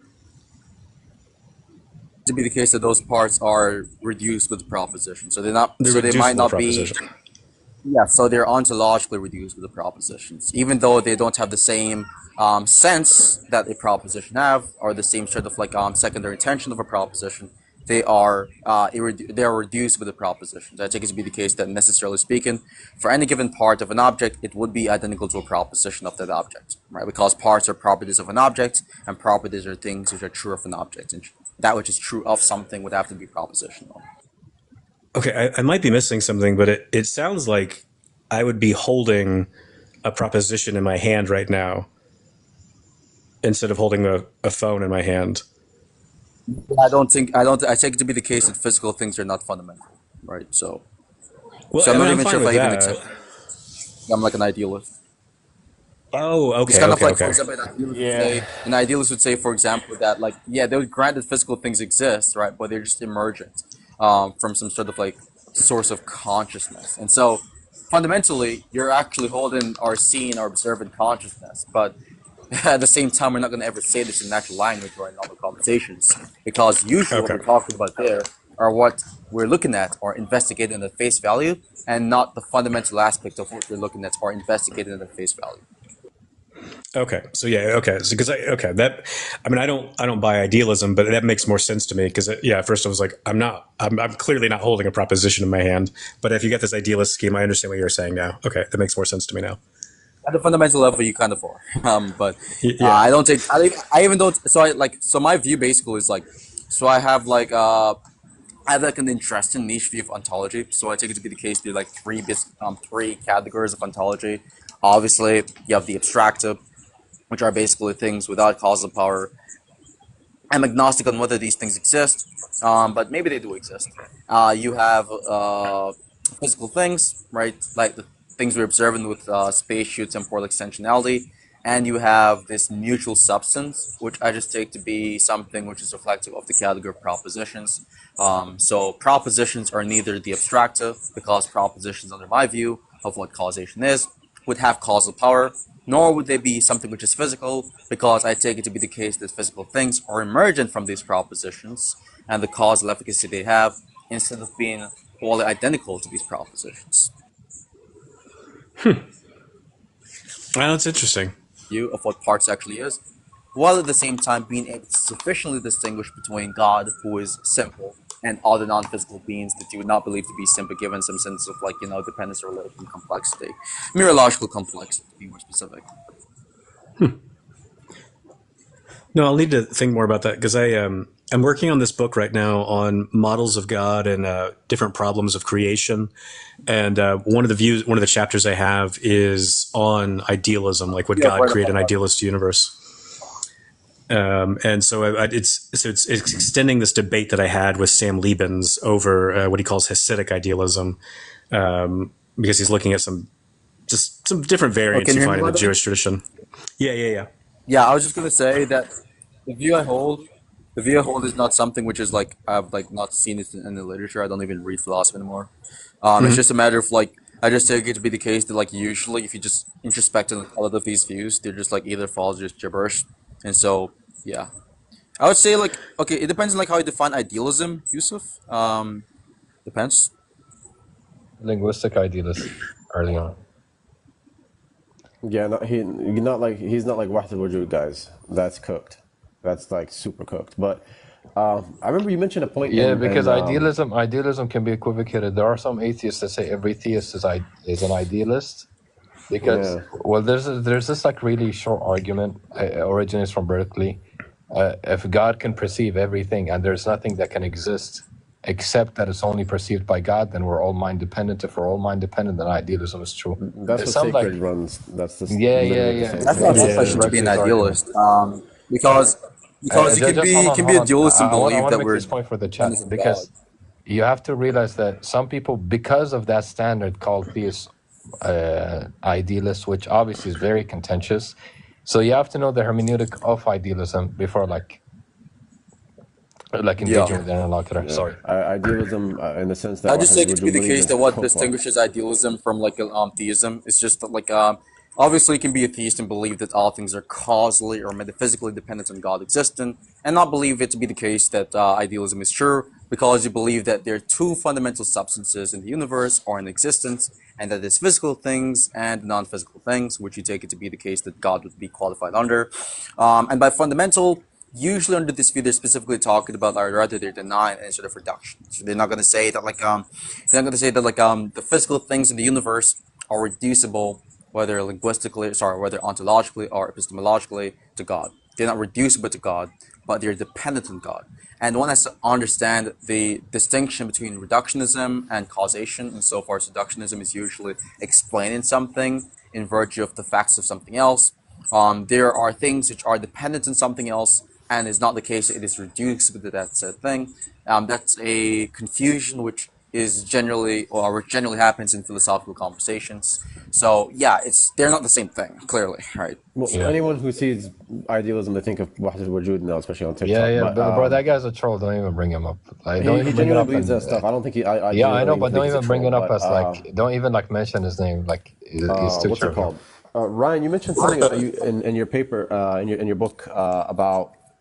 See, typically atemporalists, people who hold to divine simplicity, all of this, they're fine with Cambridge change, but you mentioned that there's people who actually would say that that's like a real change. So I don't know if you could touch upon that a little bit. Yes. So this was a controversial point, which should not have been remotely controversial, because I give all the textual evidence for it. So this idea of Cambridge change, this is a term that came up in the 20th century by Peter 𝘏𝑗. And the idea is it's just a relational change. So when I worked at Cambridge Divinity Department, I lived south of Cambridge Divinity Faculty Building, and then I'd walk to work, and then I'd enter through the building, and I was north of the building. The building didn't intrinsically change, but it changed relationally to me. And so this is what's called a Cambridge change. And a bunch of contemporary classical theists were like, oh yeah, God can change in terms of relationships, that's fine. Whereas when I was looking at all the medieval Christians, except for Anselm, everyone was like, no, God can't change relationally. Like that would be, he'd have a before and after. And so Augustine is really bothered by this problem. And I trace it out through Augustine and through like Boethius, Peter Lombard, like all these people, where they're like, yeah, God is not really related to the universe. Why? Because if God were related to the universe, he would have these relational properties. He would undergo relational changes and would not be timeless or immutable. And so I'm like, okay, fine. So so I was just like, this is a basic point. And every time I get pushback on it, I'm like, well, what about, this 10 pages of historical exegesis I give? And they're like, well, they just didn't mean that. I'm like, they didn't mean those things that they said? Cool, great. We're just lying about the past now. The insane thing, though, is, and this is an argument that people should put forth more, is the point that you made about if he's not, right now in the present sustaining the universe, that it's more so, you mentioned about the mixed relation. So it'd be like a conceptual relation, if I'm not mistaken. And the point that the atheist could simply say the same thing, that, God is conceptually sustaining a universe or something along those lines. So what's the difference between that and an atheist at that point? I think that was something good that people should really point out more, because if God's really not related to the universe in that sense, that he's not sustaining it, why can't the atheist just say the same? Yes. So this is something I point out even more forcefully in this more recent paper called The Creator-Creature Distinction and Debates Over Rival Models of God, and then in my Divine Time Maker book, because you shouldn't have the theist and the atheist agreeing on like, yeah, God's not the efficient cause of the universe. God's not like causally related. God doesn't know what the universe exists. And, right. These are not points that a theist and atheist should agree on. That just seems obvious to me. And if you have to say God's not related to the universe in order to defend your view, I think you've already lost the plot at that point. I mean, which view are you talking about? So the view of like people like Augustine and Aquinas and others, that God's not related to the universe. The funny thing is, so I kind of hold. I'm not sure if I hold to the same view. Your mic is bugging out. Bugging, by the way. Yeah. No. Hello. By the way, Dr. Ryan, it's Arc of Repentance. Can you hear me? Yeah, so I was saying like TK, just one moment. Arc of Repentance wanted to ask you about the PSR. General commitments or general concerns? What I'm trying to figure out right now at the moment is which version of the PSR I want to affirm, because there's a bunch of different ways you could articulate it, and they have different interesting entailments.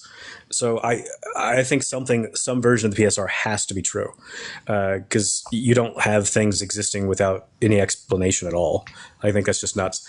You want my but which outlook on version of it, that? I don't know. I believe. Wait, am I audible? Yeah. I don't accept any PSR. I believe so long as like you have things like abduction, like I don't even know why I should make like universal probability, universal claims, like every proposition is ought to be explained like this or whatever. And I do, well, nowadays it's called the strong PSR. I do believe that's incompatible with theism. What kind of explanation being employed when you say that you don't believe that like every proposition ought to be explained? Sorry? PSR is like saying that something is necessarily true, or they're just like relaying like some fact about the world. I mean, it depends on the PSR. There's like the epistemic one, and then there's like the ontological one. And because the epistemic one, if you're like an infinitist, it's just going to be true, right? Yeah, I know. But the one I'm referring to is like the one Leibniz and whatever the strong PSR. And the causal account of explanation. Yeah. Right? So what I have in mind with the PSR when I say the strong one is incompatible with theism is because if there are no brute facts, and I take aseity to obviously not mean bruteness, but to entail bruteness, because to say something is metaphysically brute is to say like it lacks any external ground. It's inexplicable. And I remember when I ran this on people, they said, oh no, but God is self-explained. That's only consistent under things like, as I said, existential predicativist ontologies. Those are incoherent. And that's my problem with the PSR. And remember what I told you about Jonathan Schaffer saying grounding relations always are going to implicate or yield infinite regression, only and only until like inexplicability is introduced. That is exactly the same type of argument. And that's why I believe like such simple doctrines like aseity are going to entail brute facts. And to retain that, the cause and effect individually or separately. Hold on, let me just finish this point. It entails some incompatibility. If you're I know, but hold on. Let me just finish this point. And to retain the truthfulness of aseity, you have to like affirm a brute fact, and that's the issue. What do you think? On some accounts of bruteness is supposed to be this inexplicable thing, and then on some accounts of like is something ungrounded or whatnot, they'll say it means it doesn't have an external explanation, so therefore it's brute. But not everybody will buy that. Like there are various people, like Tim O'Connor. He'll say, well, no, like the explanation is like when you just reflect on the thing itself, like it's intrinsic to it, and so there's no bruteness there. So it's like this necessary being. And when you reflect on the essence of it, you're like, well, yeah, it has to be that way. It just couldn't be any other way. So there's nothing brute. And the criteria for bruteness being that if it has no external explanation, he's just going to say that doesn't apply, because rationality just demands you have to get to like some necessary being or necessary thing. And so that would be weird if rationality just entails you get to bruteness. So he would just reject the physically brute necessity at that point. It's just saying like this necessary entity, but it's like still brute because there's no external ground. It's just inexplicable, and that's what bruteness is. Yeah. So O'Connor is going to deny this account of bruteness and these conditions for bruteness, and he'll say it is explicable because you could look at the essence of the thing and you're like, yeah, it just has to exist. But not everybody's satisfied with that. So Chad McIntosh has this really nice paper on the PSR and aseity, where he looks at like Aquinas and Leibniz and all these others to try to go, what are you guys really saying when you claim that God's essence just explains itself? And so he says like it's about as clear as mud. So he's trying to come up with a better account of aseity. Exactly, and that's what I said. Like the contention, the pushback to that premise would be, no, aseity does not introduce brute facts, but it's like self-explanation. But thing is, like it's still explained, but it just explains itself. But I said like that's only viable under existential predicativist ontologies, which I believe are incoherent. Well, I want to introduce my good friend here, Venus. What's up? Yo, what's going on? I'm just listening in. What's up? You want to ask Ryan Mullins any questions? I'm just listening in now. What came up for the vibes? By the way, Omar, is this the first time you hear Venus? Yeah, it's first time, man. What's up, dude? Yeah, what's going on? Thanks for letting me up. Venus is a cultural Muslim. Jadar would ask for you to explain what you mean every single term. No, he's just mocking tag. Yeah. What do you mean by mean? It does get down to that. Ryan Mullins. Remember when you were basically talking about like how you wouldn't understand like or how you wouldn't understand like how I wouldn't like to claim that you said you wouldn't understand it, but rather it's kind of like really interesting or niche for someone to basically say that like, you know, the things you're looking at are just propositions. How would you distinguish substances and properties given your perspective? I usually don't believe that there's any like proper semantic distinction, which would make it the case that these two concepts are exclusive conditions. Like a distinction between substances and properties? Yeah. I mean, I guess I'd just kind of go with the standard like textbook examples are like properties are things that inhere in a substance. Like a substance is a property bearer. Like okay, so give me an example of a substance under your perspective, like an extensive account of what the substance is. Like a mind would be an example of a substance. Would you say a mind adhere in the universe or no? And if so, why? Inhere in the universe? Like I don't think the universe is a substance. Okay, so I think the universe is a collection of substances. Okay, so what about space-time? Do you think that's a substance or no? Do you think those are just relations? I don't affirm the relational view. So I affirm something a bit weirder. So I think space and time, absolute space and time, are divine attributes. Okay, so you don't think the mind adheres in anything, just to be clear on this. Right. Yeah. So I think things like a mind would be an example of a substance. So it's a property bearer. So properties inhere in a mind. What are the necessary conditions for? What are the necessary and the sufficient conditions for something to not adhere in something else? I have no idea. I don't know. See, that's the problem, right? So like usually, like when you like break down the concept, like there usually isn't any sort of like conditions, which makes it the case that substances and properties are unequivocally distinct from one another, right? I guess. I mean, this is a common problem in philosophy is trying to think if you can identify the necessary and sufficient conditions to distinguish different things. So, like one example is like the abstract to concrete distinction. Most philosophers go, yeah, there's a distinction there. The best way to capture it is up for grabs. And then the property substance, I would feel is in kind of the same camp of like, it's hard to figure out what the necessary and sufficient conditions are, but there's still this intuition that there's a distinction there. Well, the intuition is more like an epistemic tool that you use to navigate whether something is true or not true. But it's not the type of tool which I think is effective insofar as discerning or distinguishing two different concepts. I think that's more of like so there's a distinction between introspection on the concept of something or the defining properties of a concept, and using your intuitions to discover what is true and what is not true, which I take to be a bit different from those conceptual type talks, you know? Yeah, sorry, I was getting a phone call, so I think everything cut out, so I didn't hear what you guys were saying. Well, your mic kind of bugged out for a second, but yeah, it's good enough. Okay, so yeah, I was saying basically that I take it to be the case that intuitions is not something which it would distinguish two concepts, right? It's more like the thing which you use to discover facts about the world.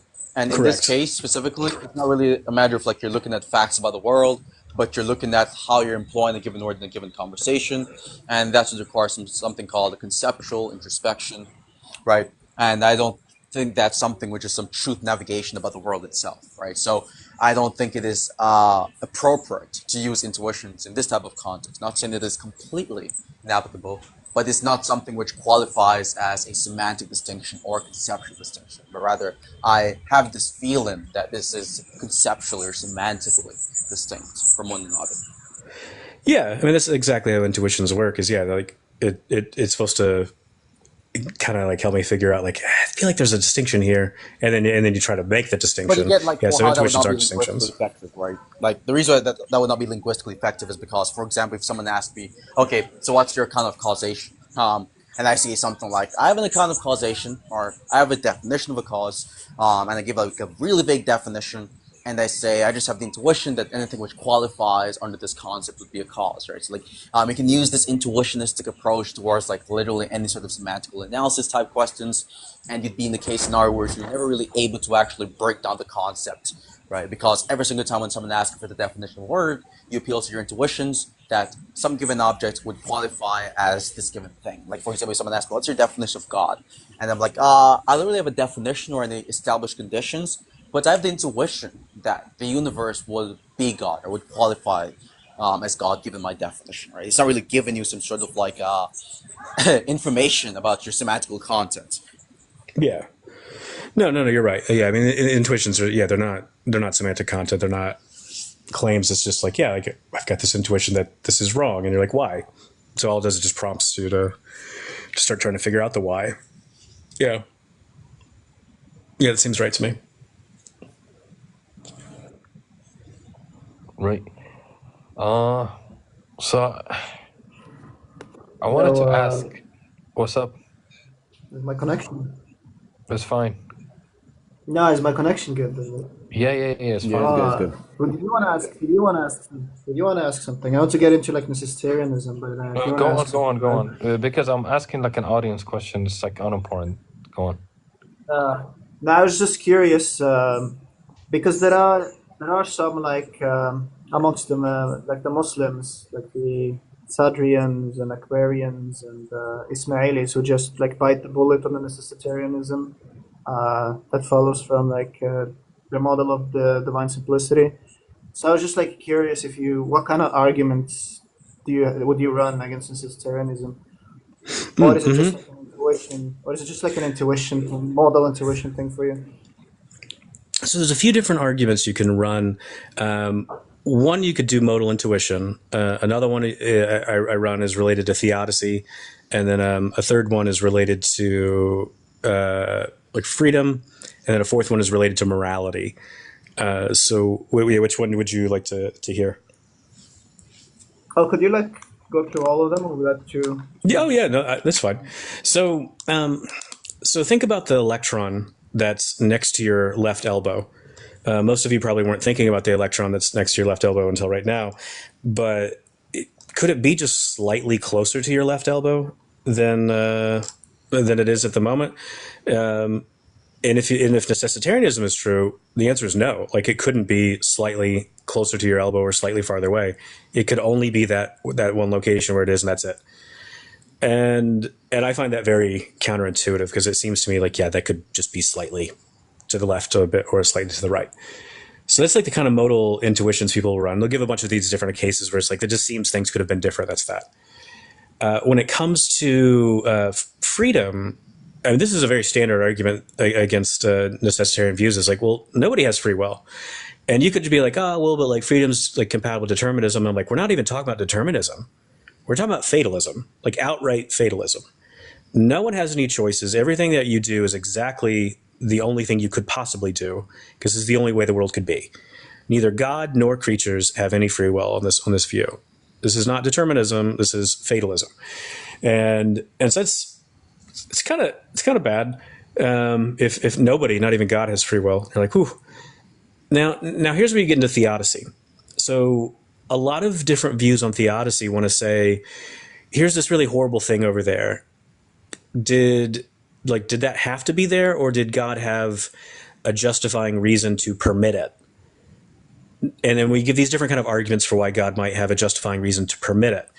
Now, when we say permit, what we're saying is God could have done something different, but he had reason to not do that. He had reason to allow it. And so there's this idea that God could do one thing or another. He could allow it or he could intervene. If you have a modal collapse, God cannot allow and God cannot intervene, because whatever God's doing is the only thing that he could do. And whatever is happening is the only thing that could ever happen. So this entire idea, this entire way of talking about allowing, permitting, is just out the window. And this brings me to the final one, which is morality. So ought implies can. I say you ought to do this, you ought to do that. It implies that you've got the ability to do whatever it is I think you ought to do. Don't tell a lie. that lie you told earlier, you should not have done that. Don't do that. Well, on a modal collapse, you can't do otherwise than what you do. So all the different commands, the obligations, everything, all that goes out the window because you can't do anything other than what you find yourself doing, because it's the only way the world is. So our entire moral discourse, deontological discourse at least, just goes out the window. These are the kind of arguments you can run. Oh, I see. The problem with what you're saying, in my opinion. I think like the model intuitions you have, it is dependent on like some sort of equivocation. So you can grant that it is the case like necessitarianism is true. That means the world could have not been otherwise. But the word "could" there is referring to some different type of modality or modal scope. In contrast with like what people generally mean when they're saying the election beside my left elbow, for example, could have been closer. I think generally speaking, when people make these possibility claims, they reference an epistemic possibility, which is not the same as the type of possibility referenced in the context of metaphysics. And I think even in the case of morality, I think when people are talking about like ought implies can, I don't think they're specifically talking about the type of niche modality which is used in metaphysics that hard determinists / necessitarians actually employ in theistic conversations. So the modal intuitions you have is not really attacking the hard determinist / necessitarian perspective or view. It's morely dependent on like a different modal system, which is basically you essentially talking past these philosophers.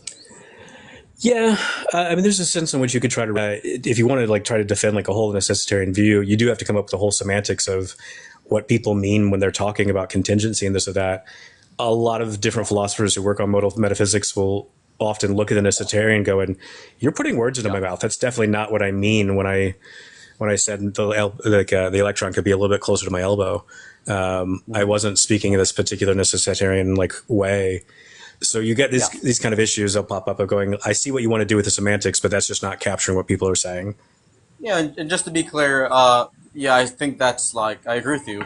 I think generally speaking, when people make like possibility claims about the world, like I could have went to work, but I didn't go to work, they're basically saying like, given what I know, right, there's nothing about the universe, given my knowledge, which impedes me from going to work, whether causally, in the less rigorous sense. I think it's what people generally mean when they're talking about, like, for example, something being able to happen. They're talking about given the facts I have, or given certain axioms or grounds by epistemology. Not saying the average layman is actually using those specific jargon, but just to clarify what they're trying to implicate or insinuate in those contexts.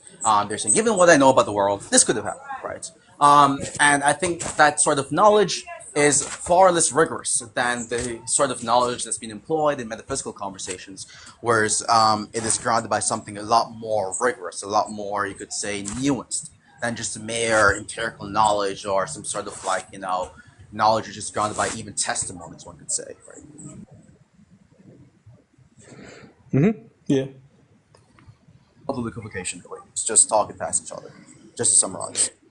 Yeah, I mean that happens a lot in philosophy. I remember when I was trying to chat with Peter Van Wadden about some of my research, and he ran some idea by me, and I was like, I don't find that remotely plausible. And he's like, I'm not trying to persuade you of anything. We're doing philosophy. And I'm like, oh, I kind of thought that's what we were doing when we were doing philosophy, but that's not the way Peter sees philosophy.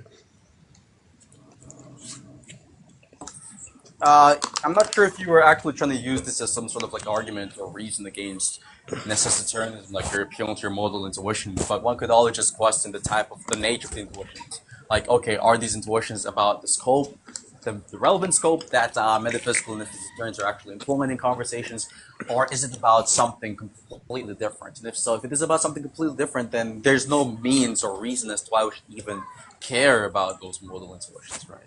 The only reason it even would be relevant is if the modal scope that necessitarians employ in theistic conversations is also the same modal scope that's employed by those same necessitarians in moralistic conversations. Maybe. Typically when I see a lot of these sort of debates, they don't even want to get into semantics because they think it's a red herring, because they go, no, I know there's actual real contingency in the world. I'm not interested in. Yeah, and so, but like this is why, like, so like Brian Leftow, when he's doing the modal collapse argument, he's just like, no, everything in our modal intuition screams against this necessitarian view. And you see the same kind of reaction in like early modern philosophy against Spinoza and against Leibniz of going, no, you gave us this sort of story of the world, and there's no contingency. And Leibniz is like, well, I've got this way of talking, and everyone's like, we don't care. There's no contingency. So I think a lot of times they just don't care about the semantics of like what the necessitarian's really trying to say. They're like, no, just stop it. Like they want to cut the conversation off before that. I think the main important tenets of philosophical conversations, right, which is semantical clarity, right? You know, one could say it's an ignorant way of approaching these conversations, which I know it is. But with that being said, at the same time, if you're making this particular presupposition, right, which is, it hinges on a specific semantic intuition or a belief that the same semantics you're employing is the same semantics the person you're interfacing with or talking to is employing. But then when the person is really trying to confirm this presupposition, you're like, you know what? I'm not going to talk about my presupposition. I don't think it is relevant. I think that's really ridiculous. I think it's akin to like questioning someone on the presupposition of some claims they're making and they're refusing to actually talk about it. That's just basically my perspective on the matter. Yeah, yeah. Professor Mullins, out of the four arguments you gave, which one do you find like most convincing personally? The modal intuition, I think that's the strongest. But the theodicy and the moral ones, those have really bothered me a lot more recently. Because when I'm doing like Christian theology, I mean, these are all standard distinctions people want to make in moral philosophy and in theodicies. And all of that has to go out the window if you've got this fully necessitarian view. And I'm like, whew, that's a pretty like really steep price to pay. Whereas like Kate Rogers, she just goes, there's no big deal. And so what I run these four arguments against her in this forthcoming Divine Simplicity debate book, and her response is still to just shrug her shoulders and be like, And I'm like, is not an answer. Like, this is pretty wild. But, but Kate's willing to bite the bullet on a lot of stuff that most people are not. So I expected that from her. I have like a follow-up, and then I think if somebody wants to ask in the audience a question, maybe they should get a chance. But so like, I know there are like some people who don't hold to like intuitions or intellectual seeming being like justifiers. So I'm just curious, like, what kind of epistemology do you hold to in which like modal intuitions can have the function of like non-inferential justification? And my second question was regarding both the moral argument and the free will argument.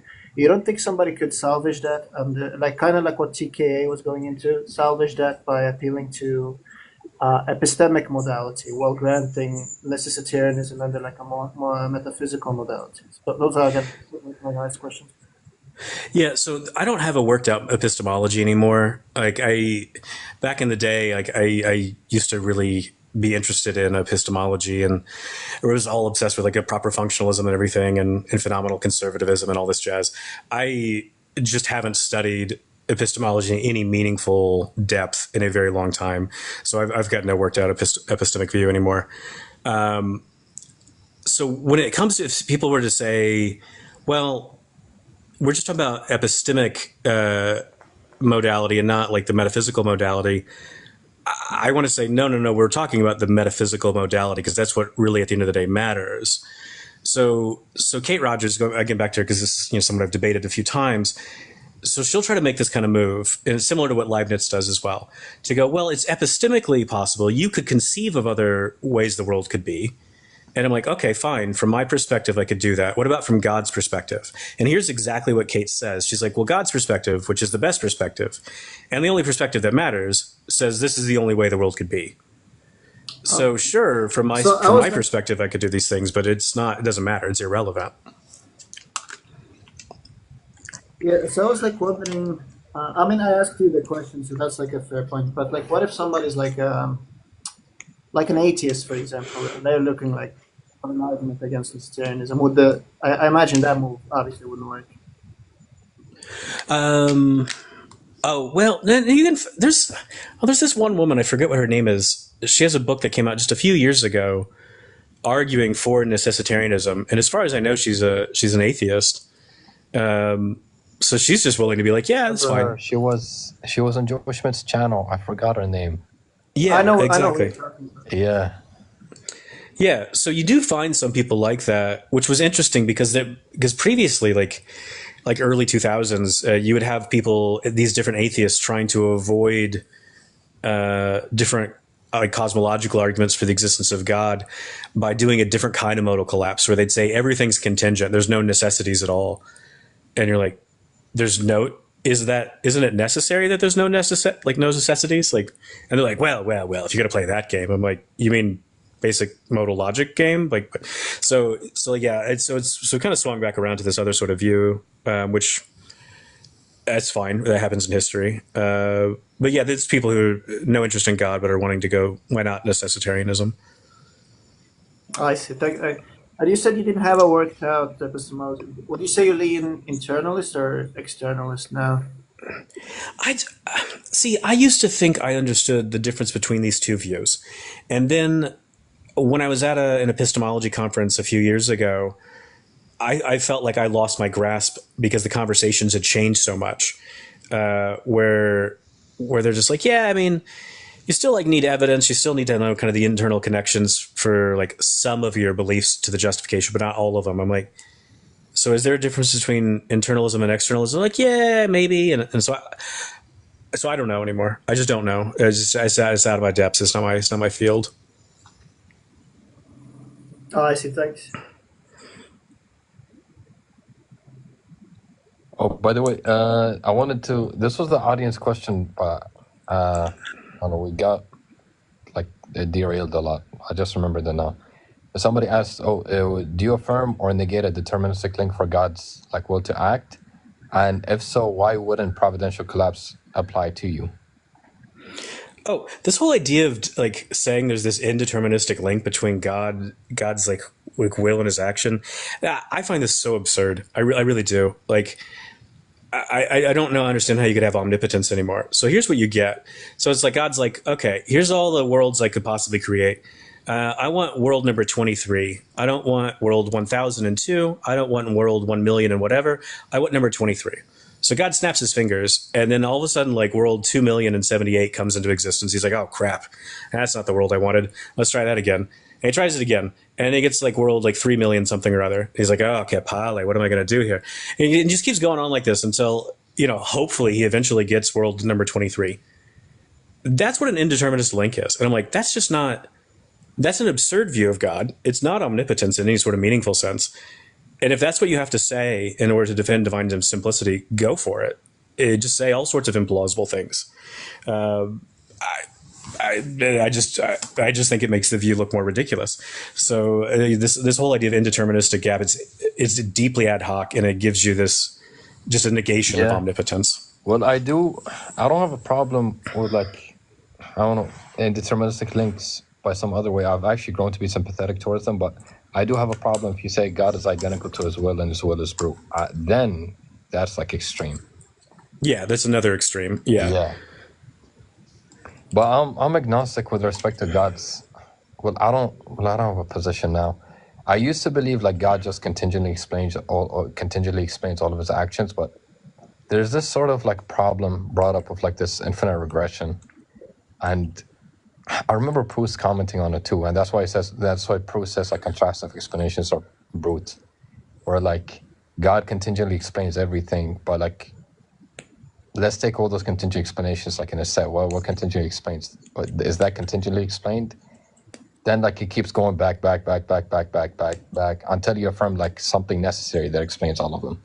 Then it gets into the discussion, okay, if you take them to like, if you take explanations as like standardly well-formed, that will be entailing, and we don't want to say that. So they're going to do this sort of like non-entailing explanation and add metaphysics into it. It's going to be like a whole lot of can of worms. That's why I'm all agnostic on that like sort of discourse. Yeah, okay. So Tim O'Connor's book, that's Theism... that's Van Inwagen's argument, by the way. Or I guess right. The PSR. Yeah, so if you take the PSR to involve like contrastive explanations, then you're going to have these kind of problems. Tim O'Connor says there's no reason we should take the PSR to involve contrastive explanations, because why you did one thing was because you had reason to do it. Well, why not the other thing? Because you did A and not instead of B. like he had reasons to do it. That's the explanation. He had reasons to do it. And so when it comes to the contingency within God's will, like O'Connor says, well, there's an explanation for that. God necessarily has free will, and that just entails that God could do A or not A. So everything's explained. And why does God create this world instead of another one? He's like, well, because he had reason to do this. So he's got a much more like nuanced PSR that I can't remember all the details. And then again, it's going to be the kind of one. So why? What is the reason as to why God did this, and so on and so forth? And yeah, I think you get the whole picture and you get why I sort of refrain from that discourse. Yeah. So for the longest time, I thought O'Connor's account was quite good because he's like, because here's this distinction that people make in a lot of the reasons literature now. They'll say things like there's a justifying reason, and then there's what are called decisive or coercive reasons. Decisive reasons are like where like rationality just demands you have to do that action. Whereas a justifying reason is you would be rational to perform that action because you've got reason to do it. But you wouldn't be like crazy or irrational if you didn't do it. And so what I think O'Connor was after was to trying to say like, yeah, God has justifying reasons to create this universe, but they're not decisive reasons. So it's no big deal. Whereas like what Proust and some of these others, like they seem to only think in terms of like decisive reasons. Yeah.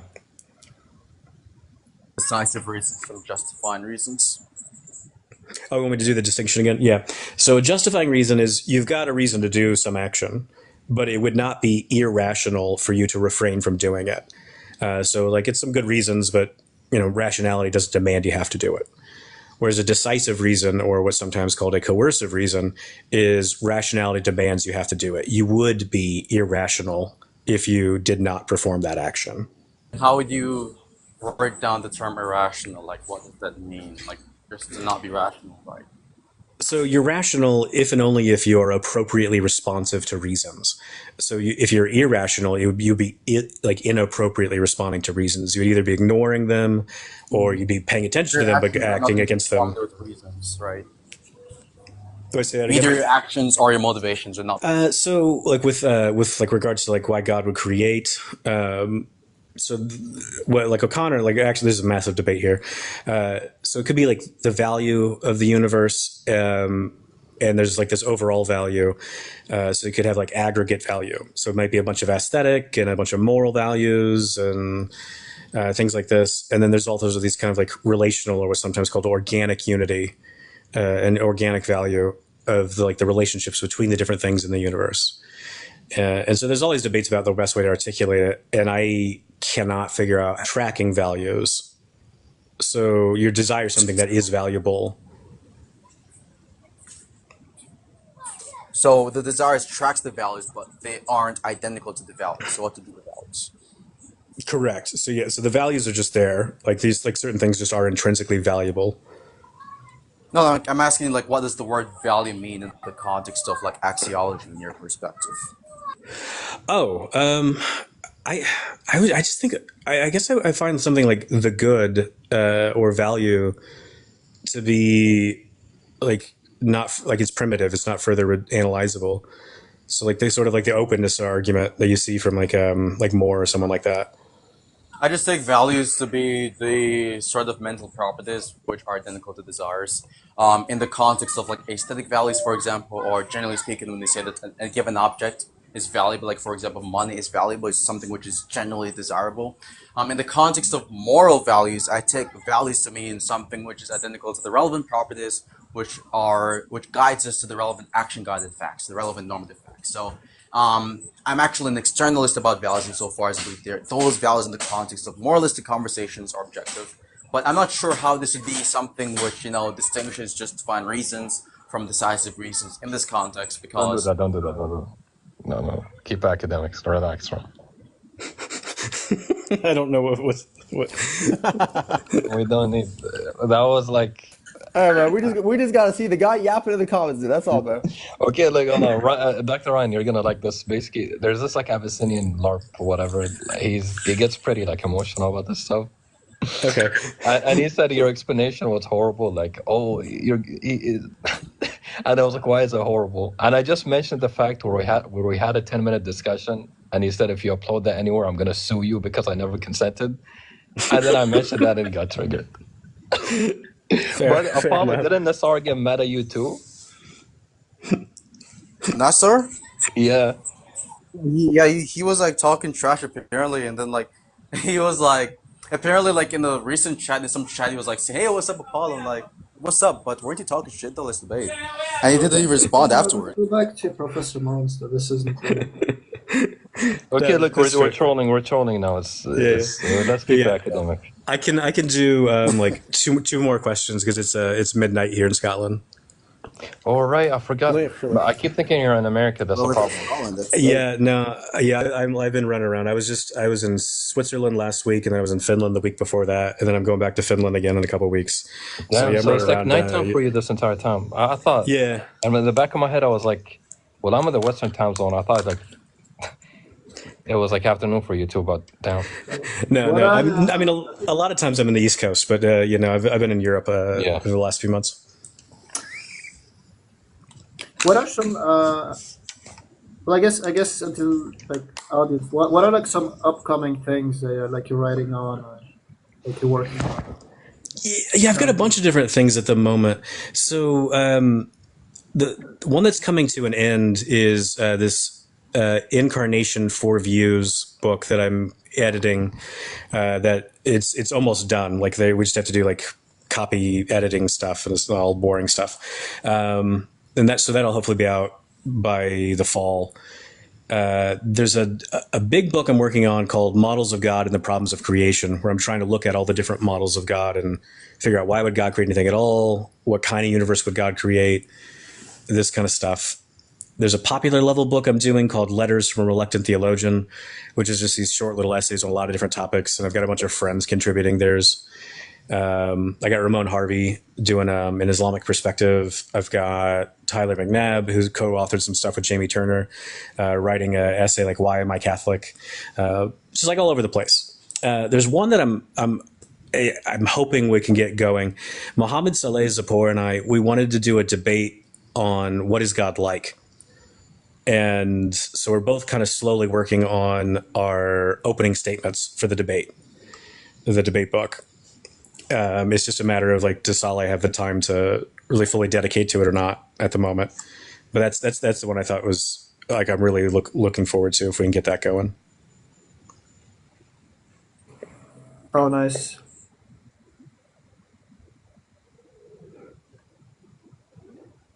Yeah, I don't know if anyone has any other questions. There was somebody who asked in the audience something about the incarnation earlier. I think you should do that as the last question. Yeah, I saw a question earlier. Was that the one in regards to it being logical? Well, that's broad. I think we can make it more interesting. Let me ask this. Dr. Ryan, well, I want to push back on this, but you said you don't have time. But what view of the Trinity, I presume you're a social Trinitarian, but given that, do you believe that's compatible with like classical semantics of like how we count and so on? Or do you take Branson's approach of like, oh, they're only individuated if and only if they're like separated by matter or like spatio-temporal conditions?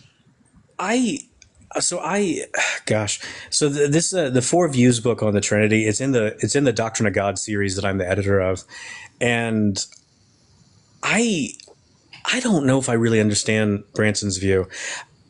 I'm going to release an interview with him on my podcast, I think next month.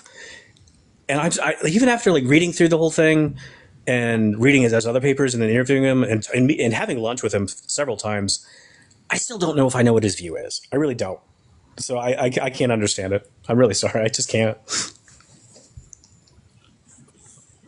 So that's a disappointing one. So yeah, I can do one more question that maybe we'll hopefully have a more interesting answer. Right. I can tell you're enjoying this, though.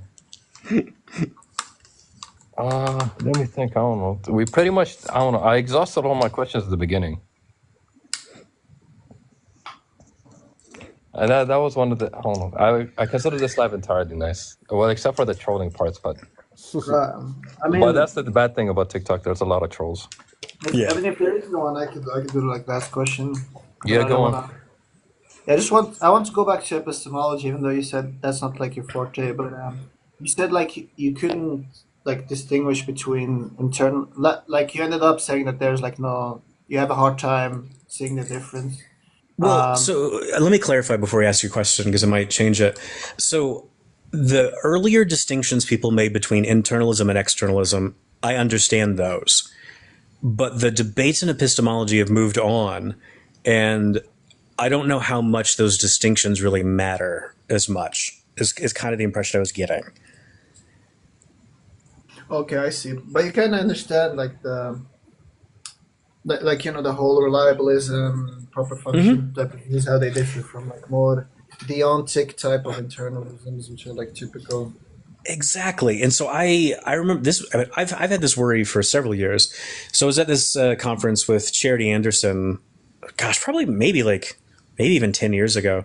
And I was like, yeah, I really want like this proper functionalism, reliabilism, you know, all that jazz. Let's go like full externalist. And she's like, oh yeah, no, I like all that. But we need evidence. And I'm like, well, I thought like, that's not how it, she's like, no, you can still be a hardcore evidentialist and affirm all these things. And I'm like, oh gosh.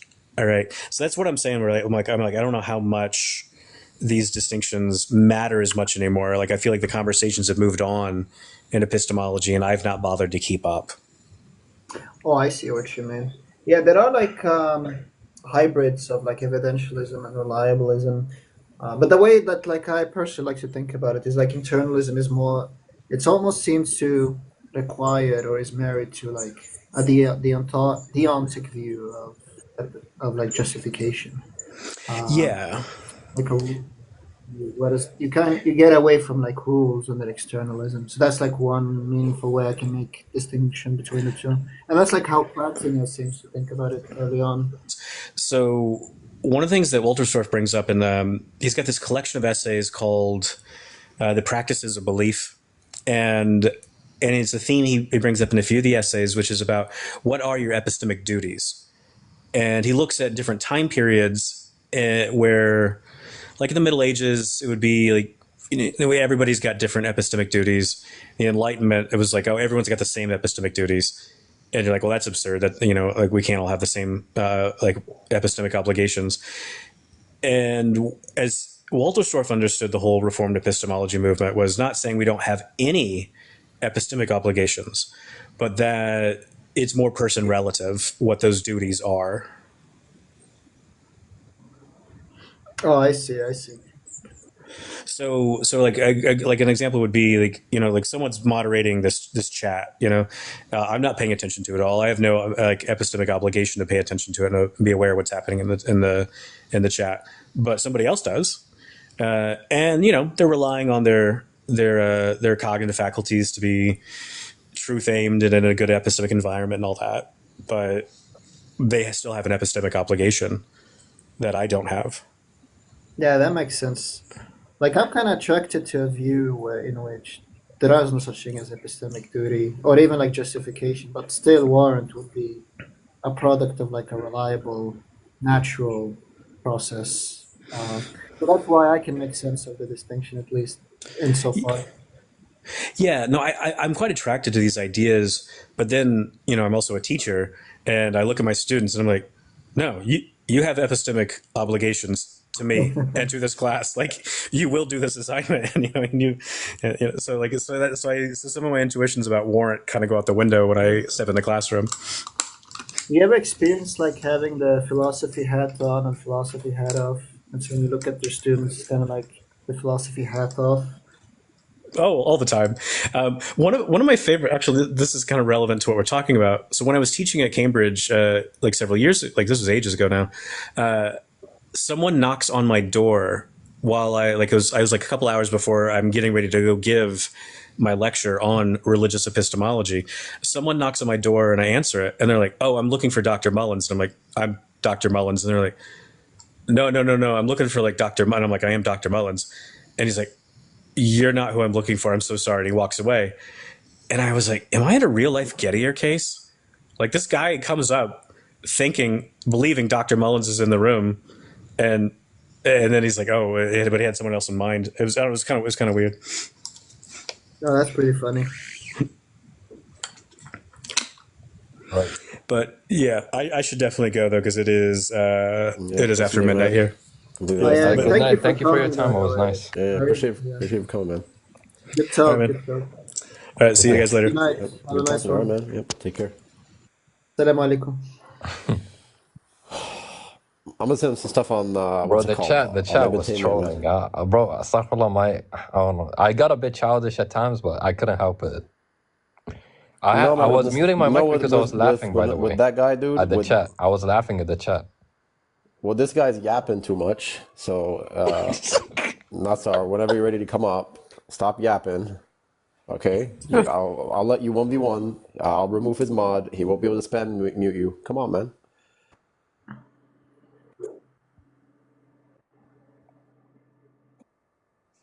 Bro, Nassar, you gotta stop being emotional, man. He said you guys are sophists. Look, Nassar, just come on, man. Just come on, dude. I sent you an invite. Come on. Wait, Venus, you joined through Hamid, right? Yeah, Hamid told me about it. Is this the account you were live earlier with? Yeah. All Did right. you host it, or did Omar host this? No, Omar hosted Or was it, it but I like was even planned? anticipating Was it. it? Yeah. Planned? Sorry? Was it like planned, or was it like kind of like sudden? I mean, I talked to him about it like a few days ago, but I didn't put anything up. I kind of wanted it just to kind of be low key, not put too many trolls. Because I know if I started putting stuff up, like telling people that he's gonna come in, you're gonna have people like Lorenzo and G1 and all those guys requesting and yapping about But thing active is, potency. no, next time do it because it's gonna garner attention anyways. And bro, like look at the chat, trolls joined in anyways. So, but because at the end of the day, you Yeah, gotta well, they garner did. They more did. audience. So who cares? No, but They like, did. Yeah. no, I mean, like, I would have like read some of his stuff, like more if I knew like he was coming a decent trader. The divine simplicity stuff got exhausted by me and him going on a back and forth. Not a back and forth, but it was like an exhaustive discourse at the end, at the start. Then like we switched to like non-divine simplicity stuff. No, I'm gonna ask you a question. Under your view, what would be your kind of omnipotence? Omnipotence. I have a unique view, which is that I sort of took omnipotence to be like something indicative of aseity rather than like logically doing everything or like metaphysically capable of doing everything. And there's like more robust views that are like, oh, the one intentional agent that's capable of changing the natural order, something like that. Yo, Vienna, What's up? ping me if something happens. Okay, I'm gonna go check some other places. All right, take care. Yep. Yeah, nice having you, man. Take care. What do you Say think that of you that? just wantness of the object, right? Do you want to talk to Wahid? Yeah. I just sent Wahid an invite. Wahdat is a troll, man. You know But what do you think what's of sad, that, though? Apollo? Wahdat is the biggest kafir. This guy actually isn't trolling with his belief. Like, this guy's serious. He genuinely believes that he's God. Well, what? I almost said caught me off guard. Sorry. Go on. Yeah, I was just saying, I don't really understand your view, to be honest. I don't know what the natural order would look like. And I think if you're talking about Hussein in the sense where you're referring to the oneness of an object, I'm not sure how you would be able to like sufficiently distinguish God from creation insofar as God is omnipotent and creation is not omnipotent necessarily. Like, what about God makes it the case that it is impossible for me to be omnipotent? Oh, on cause, that's on one feature, and essentially atemporal, that's another feature. And as for the former question, it's gonna hinge on like teleology. Like, you know how in teleology things move towards their purpose. I'm usually like, I don't really know what purpose looks like. Sorry about that, I was yawning, but I'm not really sure what purpose looks like. But I guess I would interpret it to be, so you have a causal event that Final occurs, cause. and there's an intention behind it. Yeah. Yeah. So now, given this like view of teleology and like you have like the cosmos, everything moved towards their towards their purpose or like the final cause to everything, and the agent behind that's going to be God. So I remember reading this off of, I forgot who, but he sort of had this view of Aseity was like, yeah, none of us could be Ase because we're all governed by these laws, while God is the one sort of like moving us towards our purposes and moving us toward final causes. In that there's a law which is determined based off the natural order, which can only be transcended by God because He's the one who's determining these laws. Yeah. Okay. My view from omnipotence is just the ability, and by ability I'm talking about the practical possibility to actualize all metaphysical possibilities. With the exception of the metaphysical possibility to be unable to actualize all metaphysical possibilities.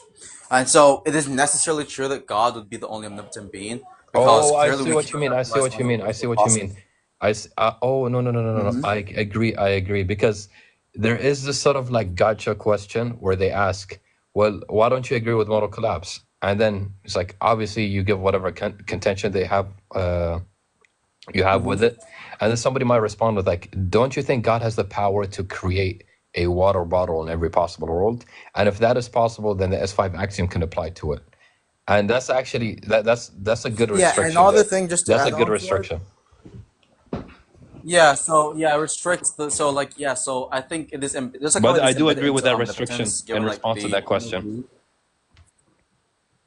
And it's not a restriction on God's power, it's a restriction of the concept, so that there's not a conceptual over determination insofar as omnipotence leads to lack of omnipotence.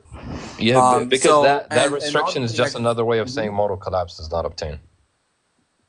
Yeah, exactly. Another thing I usually add in is just simply that necessarily speaking, we could not be omnipotent because I'm a necessitarian, right? So I believe God actually, all the things which composes the universe are clearly metaphysically possible and necessary.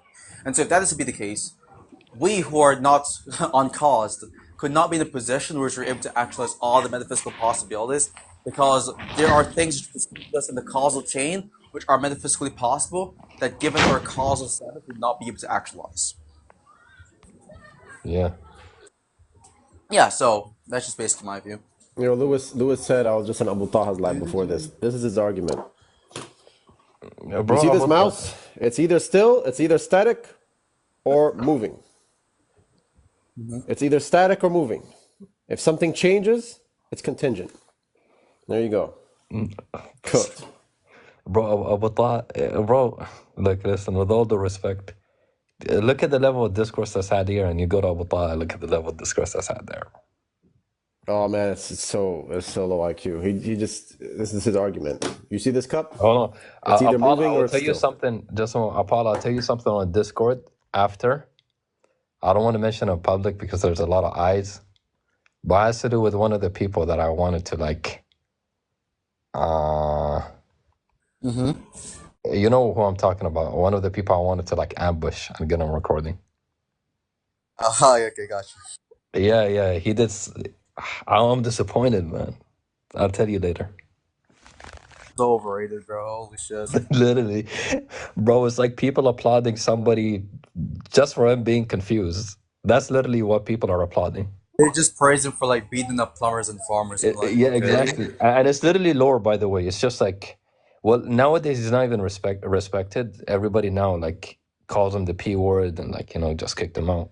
But back then, yeah. Okay, I'll stop talking. Yeah, Abu Taha's lives were watching cavemen talk about philosophy. Okay, look, Omar. End the live now, download it and upload onto YouTube, right? Yeah, inshallah. Yallah. Assalamu alaikum, my bro. It was a really good live. Yeah, good discussion, man. Yep. I'll catch you guys later. Yo, I can always cut this stuff out, so guys, Abu Taha, caveman metaphysics, we all know that, okay? We know that this is his only argument against Atharis, is this cup is static or moving. So it's apt to change, right? If it's apt to change, that's it, man. That's how you disprove the Atharic creed according to him. But yeah, man. Caveman versus what was going on over here. I'll catch you guys later, inshallah.